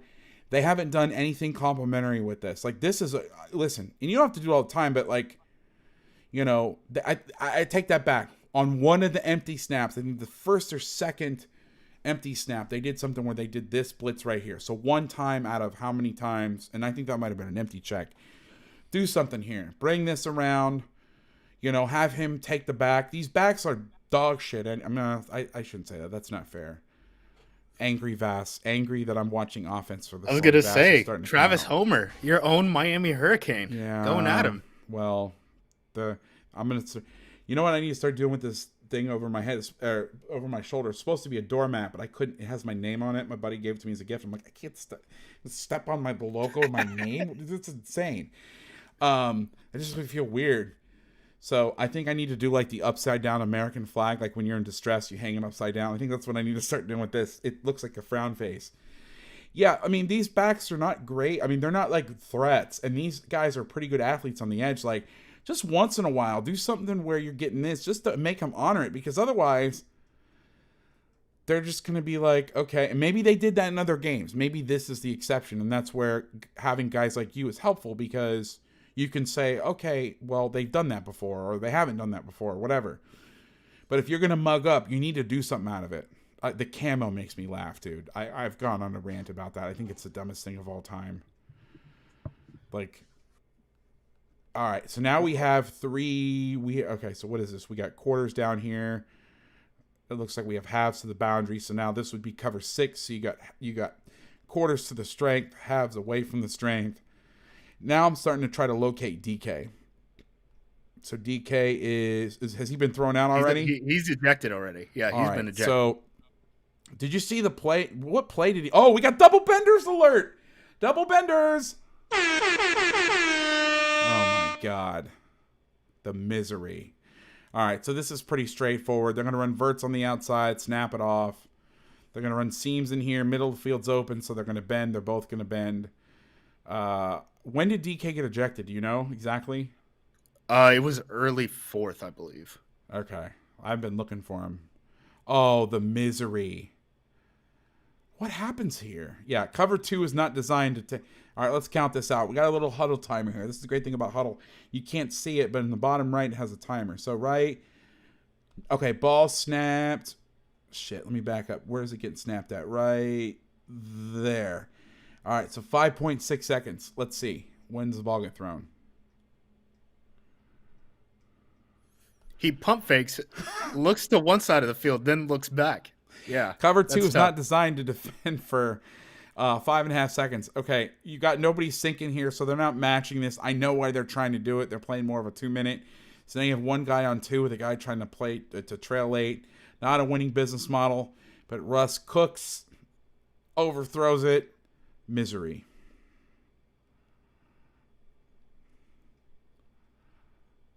This is as far back as it goes. Did we get a loaded front and they slide away from the... No, that can't be right. Did they slide away from the loaded front? Okay, 91. Go. This is fantastic. All right, bro. Let's just hang out here, man. It's cool. It's the end of the game. We're gonna win. Let me just hang out here. Psych. That's like the practice rep, right? Where you're like, hey, you don't go hard, I don't go hard. Yeah, right? You don't go hard, I don't go hard. Let's see what happens here. All right. Let's see what he cooks this play. All right, we got halves to the 2-man side, or to the 1-man side. We got quarters over here. It could be a stubby alert. Now, they're both looking at 2. Okay, so this may be a split rule. Now, they haven't been doing this, but 3 is on the ball, 2 is off, and you got a guy that's pretty quick off the ball, so I'm thinking drive. Do we get our first snap of drive return? We get drive stop with... This is really hard. So this is a good concept. Maybe not when you're down by 17. But I talked our offensive coordinator at Clovis into doing this. 4x1 drive screws up your rules. Especially if it's coming from that side, they may not count it. And you can see you get a wide open throw with some. Now again, I know it's third and it's 17-0 last minute. They're down. They definitely slid away from the loaded front last snap, and we didn't even get the gloriousness of watching it happen. All that pointing for nothing. All that pointing. I love that. Guys, I think we're going to slide this way. Oh, cool. All right, so we got halves here to the bottom. We got quarters to the top. So depending on where the nickel is, where the strength is being called. They also is this 10 personnel? Or is there a tight end in the game? I can't tell. Yeah, is this the tight end up here? I think top of the route, or top This of the guy? screen. Yeah. So they may be playing, by pretty game sure plan, it that's also Ditsley. could be they're playing quarters to the tight end and halves away as well. Because they're probably like, all right, we're going to double the inside guy. Stokes can handle this guy by himself. I wouldn't know that unless I have a scouting report in front of me. We get the old smash route or China route here to the bottom. We get the cop route to the top. Smash post. Hangs it up too long. That should have been an interception. You got to throw that. I mean, I don't know what's going on, but you can't. You hang that up. The half safety from the backside's able to get in play. He should pick the ball off. It should be game over. It's not. Let's watch the end zone clip. See if that's the one thing. Like the Packers, I mean, and again, they shut him out. So, but there's been no twisting, which I wouldn't. Like you said, it's a bad matchup. They've been mugging, but they've been just kicking their ass off the bat. 22 seconds left. Let's see what we got. They got a loaded front again. Now we're just playing basically zone quarter, like everybody's just backing off. So you're gonna die at this, right? So situational football. There was 22 seconds left, right? Oh, don't tell me what's gonna happen. Does he bite on this route and they throw the ball over their head? No. Keep it rolling. So he gets the sack. Throw the ball. They call away. a timeout. They call a timeout, Vass. Wait, what? They call a timeout. The Seahawks call a timeout when they get the sack. Why is that bad? They get sacked. It's a 17-point game with 20 seconds left. You just took a sack. Go home. They called a timeout so they could try to get on the board. Oh, gotcha. I'm sorry. I was thinking, okay, yeah. Here's what, and I know you got to try hard and shit in the NFL. This guy's hurt. I got you. I got what you're saying. I thought there was something where I thought I missed something. Like, I thought you were going to tell me, like, Chris Webber, they didn't have any timeouts or something. I got you. And I get oh, shit, I lost Justice. Oh, shit, what happened? You there, buddy? It booted me for a sec. I'm back. All right, yeah, okay. See, I thought this was going to be, I love this. It's just a gray box. Hold on, let me get in here. Oh, look at that. Who's the Pokemon? Yeah. Here, let me try to get. Oh, man. Okay, so what I was saying is, I thought it was going to be like a Chris Webber situation. They called a timeout and didn't have one. Like, I get it. You're Pete Carroll, never give up, win forever. But, like, this is where I get on some guys. Like, okay, you got to know. It's just pack it up and go home. You're down 17 points. You're not going to win this game. So what's snowing? You haven't been able to piss a drop of offense all. You got a backup left tackle in. Your wide receiver's been ejected. You can't pass. Your quarterback is broken. Sierra's been giving butterfly kisses to his finger for the last month. I mean, what do we got going here? What is this? Oh shit. Yeah. If I'm him, I'm. You know what I'm doing? Is I'm grabbing the ball and I'm punting that sumbitch down the field and see what happens. Let's have some fun. All right, last two plays. 3rd and 25. That's what Russ has been trying to do. Throw some picks so he can finally go home. He's Yeah. like, Here, just Pete's take the gonna ball. keep me Pitch out it to here. him. Maybe he's got some incentives in his contract. I don't know. What was I gonna say? I don't even remember now. I'm just so and I love that they call it timeout for this.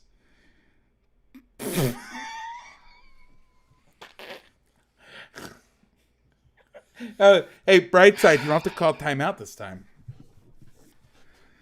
So we're Grind, right? right? Oh, come on, Rise and bro. grind for this. Who's 18?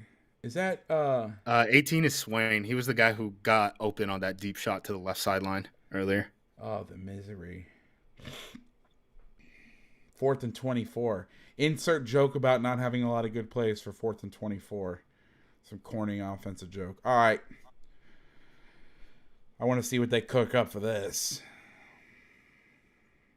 Oh, sick. The old curl route, 10 yards short of the sticks. Love that play. Okay, that is over. Thank you, God. All right. We're almost approaching 3 hours because that's how we roll. How do you feel like the rest? How do you feel the rest of the season's going to go? How are you feeling as a fan? What are your? You said early on you were optimistic. Do you think you have what it takes to go all the way, Justice, as an owner of the Packers? Yeah, I think the boys can do it. Gary going down with the shoulder or elbow injury is probably going to impact it just because, I mean, it's November 17th. How long is he supposed to be out for? So they're saying that he might brace it up and play this weekend. So that'll be interesting if he's going to be out there that quick. But that seems like it's a big deal. I mean, obviously they already lost Zadarius Smith, and then Merciless went down in this game too. So they just keep dropping like flies. Outside backer. So that's the biggest concern I have there. And then obviously, Barnes, at least defensively, Barnes at inside linebacker is going to hurt him a little bit. Tunyon getting hurt on tight end hurts too. How bad must Jalen Smith be that they let this other guy play? They fired him, right? They cut his ass, right? Yeah, they cut his ass. They had him for like 3 weeks. Yeah, the thing with Jalen is like it's full blown like, dude, his body gave up on him. Like it's a miracle that he even got back. Oh, is that what it NFL. is? I thought it was all mental. No. Like it's his body's given up on him. Like you got to remember, this dude was out for a year after he got drafted into the NFL. Remember, he got hurt in that bowl game for Notre Dame, and he was dealing with drop foot for like a whole year before the Cowboys could even drop foot. Bud. Like he had no control of his ankle. Like it was like a nerve issue. Yeah. So like it was a miracle that Jalen Smith was even able to return to the field. And the fact that he got paid by the Cowboys after he returned to the field, good for him. But at a certain point, like, hey man, linebacker is real physical. And in the NFL, everyone talks about how running backs get worn down in the NFL. Linebackers are right up there with them. And everyone seems to overlook that. So I think it's a whole thing where it's just his body gave up on him. So. So I had a question in the chat. What are your overall thoughts on the game plan from Barry? I mean, listen, they shut out the Seahawks. I know it was a home game. I know it was Russ's first game back. Your best player your best receiver gets booted out in the beginning of the fourth quarter.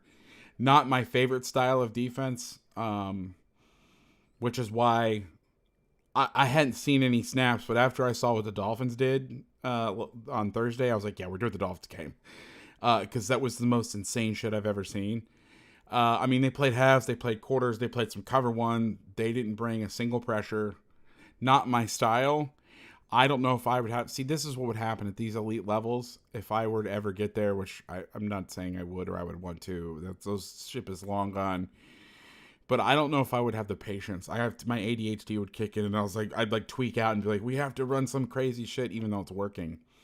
It's one of the most vanilla game plans I've ever seen, but it worked. It was effective. They made him force the ball underneath from what the chat says, and I'm going to go with you guys because you guys seem to be like a smart group. Russ doesn't like taking things underneath, so you protect the deep shot. You force them underneath. You force them into those crazy-ass deep throws, and you pick them off, and you live to play another down. And I think, like any great defensive performance, the Jaguars was the last great defensive performance I saw where the offense also blew. You know what I mean? Like, there were swaths of time. I mean, you got to figure there's 61 defensive snaps for the Packers, not counting penalties. Okay. Play 17 plays in. It's 1:03 left in the second quarter. They played 16 snaps before the 2-minute drill in the first half. So great defense always starts with offense. Like that's what I used to say about Peyton Manning is the best way to stop Peyton Manning is to keep his ass on the sideline. And the whole middle 8 stuff where you keep the offense on the sideline for that, you know, now they're out for 40 real minutes, like real-time minutes. I mean, it was good. It was patient. There was nothing where I was like, what the hell was that? There were some things I wish he would have done that I would have done differently. But again, who the hell am I? I'm some guy on YouTube. Like, you know, like I interview people that make decisions. They get paid to make the decisions. So I'm not going to sit here and be like, I know better. A lot of it's preference. There's a lot of ways to win games. And I wouldn't have the patience. My brain would not let me call a game like that, but hell, man, it worked. And when you're whooping the guy across from you's ass that often, you just let him play. What do you think of the game plan? I thought the same thing. I mean, when they came out and, you know, post game, they said, once we realized like we could be out there in light boxes and we could stop the run, that was that. So I kind of believe them.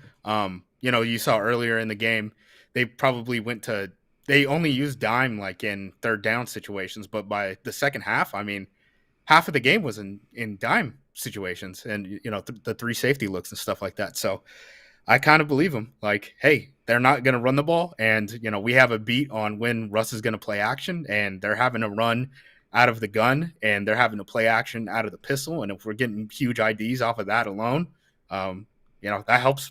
Imagine if you're at linebacker and you're seeing that, you know what I mean? Like that I'm sure that helps you in terms of being able to make decisions on the field quickly. So I think that's kind of a unique game plan for an injured quarterback playing in weather after not being out there for 3 weeks, but sure worked. I'll take that instead of a loss. I'll say that as an owner. I'm curious, and obviously there's no way of knowing this, but how different is this game if Russ is healthy and he hasn't been playing for a while? And, you know, and a lot of stuff with games is, you know, nothing's ever in a vacuum. So you get sometimes all hell breaks loose early and you're chasing your tail for the whole game. You're trying to force things or you're trying to play catch up or whatever happens. You know, so much of some of these games happens how you start off. It sets the whole tone. And when you get 16 offensive snaps in the first, you know, 28 and a half minutes, I think it's literally they get the ball. So play 16, the clock's at 7:52. Play 17, it's 1:03. So you run 16 plays in 28 minutes and 57 seconds of football. Unless you're scoring it, unless it's like, you know, the air raid, Mike Leach or some shit back in like 2008, like you're it's not going to be, I mean, I'm not a big time of possession nerd, but if you're not running a lot of plays and on top of it, you know, when you do get the ball, you're not doing much with it. I mean, what do you expect? I mean, there wasn't a lot of open guys that he missed. I mean, there was a couple plays where I was like, all right, Russ, you know, what are you doing? But I'm also very forgiving of these players because this shit is very hard. I know it, you know, and listen, I get it. Russ is an easy target. He does a lot of goofy shit. I mean, people make fun of him. He's a walking meme. He seems like a good guy. He seems like a nice guy. Corny as hell. But I mean, in terms of on the field, like, listen, I can barely walk, let alone play quarterback, let alone play quarterback at the YMCA, let alone play quarterback at a level, at a semi-professional level, let alone in the NFL. You know, so I'm not going to sit here and trash people. I mean, joking around and stuff, you know, but like, I can't block Rashawn Gary, you know, so like, I'm very forgiving. Could you do the point? Oh, I'm great at pointing. I got the white girl point down, you know, in the club where they're like, you, and then they're like, me.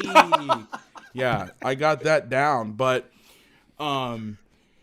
where I get pissed is the narrative of like we watched the Cowboys Broncos. It feels like a month ago, but I think it was last week. And everybody's shitting on Dak, and like Dak played a great game. Well, he played an okay game, but nobody's getting open, and they can't block for him. And it's like, well, what do you expect? I mean, what? There was like 2 plays in the whole game where I was like, yeah, Dak, what are you doing? I mean, but you're playing against a very good defense, against a guy that's getting paid millions of dollars to design this shit, and is one of the best at it. I mean, I don't know. This shit is hard, and I know I'm critical, but like I'm also very self-effacing, and like I see people on here that like say how easy this shit is and can't even tell you what's going on. I'm always very like, I don't know. I don't know what happened there. I unless I'm sitting in a meeting room, I don't know. There's so many things that go into like why they played 2 to this side and why they played quarters to this side. It's all guesswork. But I like to try to dispel some of the narratives that are out there about some of this stuff, because it's garbage in, garbage out. When you got guys like Andy Benoit telling people about football, and he doesn't know anything about football, what do you expect people? That's why I'm happy about you guys like you. Special assistant to the head coach. Not Andy even Benoit. Anymore. Is he out? I didn't realize that.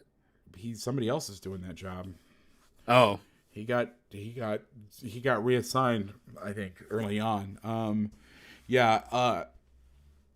think he drank too much milk and shit himself. But I appreciate guys like you that are out here trying to actually like learn this shit and educate people, because there's so much bullshit out there. And everybody, like I was reading, I pulled up Twitter while you were talking. I was looking for something, and somebody had mentioned a comment like, I don't have 2.5 hours to watch this. Could you sum all this up in a tweet? Yeah, I don't expect everybody to sit here and watch everything. I mean, this is kind of like I don't expect people to be here for like 3 hours being like, what are they going to say next? Like this, I'm assuming most people have this on in the background and like bullshit and like, but there's a lot of nuance to this game. So to break it down to 240 characters, what happened? They didn't play well. I mean, what else? But there's a lot of, and a lot of times it's all guesswork. You're trying to guess who said to what, and so many times I've been in rooms where somebody does something and it makes it look like it's somebody else's fault, and it's not. And because in football you're not supposed to throw your buddies under the bus, they just eat the shit for it. So anyway, I hope you guys enjoyed it, man. Thanks so much for hanging out for this long. I really appreciate it. I feel like I hijacked you for a very long time. Thanks for coming and hanging out. I've been looking for an excuse Anytime, to do something together. So go ahead and real quick, I should have done this. I always fuck this up. Go ahead and tell everybody, and I'll put this also in the comments on YouTube. Go ahead and tell everybody that doesn't follow you or hasn't seen your work yet, how they can find you, how they can watch your stuff, hear your voice, etc., etc. Yeah, my Twitter's at JUMOSQ on Twitter. You can read me at Acme Packing Company. If you're a Packers fan, go check that out. We have a podcast network too. Just type in Acme Packing Company to anywhere you get podcasts. And then I talk about the NFL nationally for the SB Nation NFL show. So check those guys. That's check awesome, man. Those things out. Only 5-star reviews though, please. Yeah, I'm shouldn't be admitting this. I'm too sensitive. Like I'm still bothered by that downvote. Like fuck you. Like I'm the type of they foresaw the dolphin sounds. They foresaw the dolphin sounds. Yeah, you know what? Coming. Yeah, you keep giving me downvotes every time. I'm just gonna spam this until I get more downvotes and it works against me. But anyway, Justice, thank you. Congratulations on owning a piece of your Packers. It's the only fan-owned team in the league, right? The only one. Unless you count the Cowboys, right? I mean, Jerry Jones seems like a fan. Not multiple fans, but good. A fan. Yeah. No, I didn't say what is the only team owned by a birthday clown. Hey-oh! Hey-oh! All right, I'm getting out of here. I'll see you, buddy. See you, bud.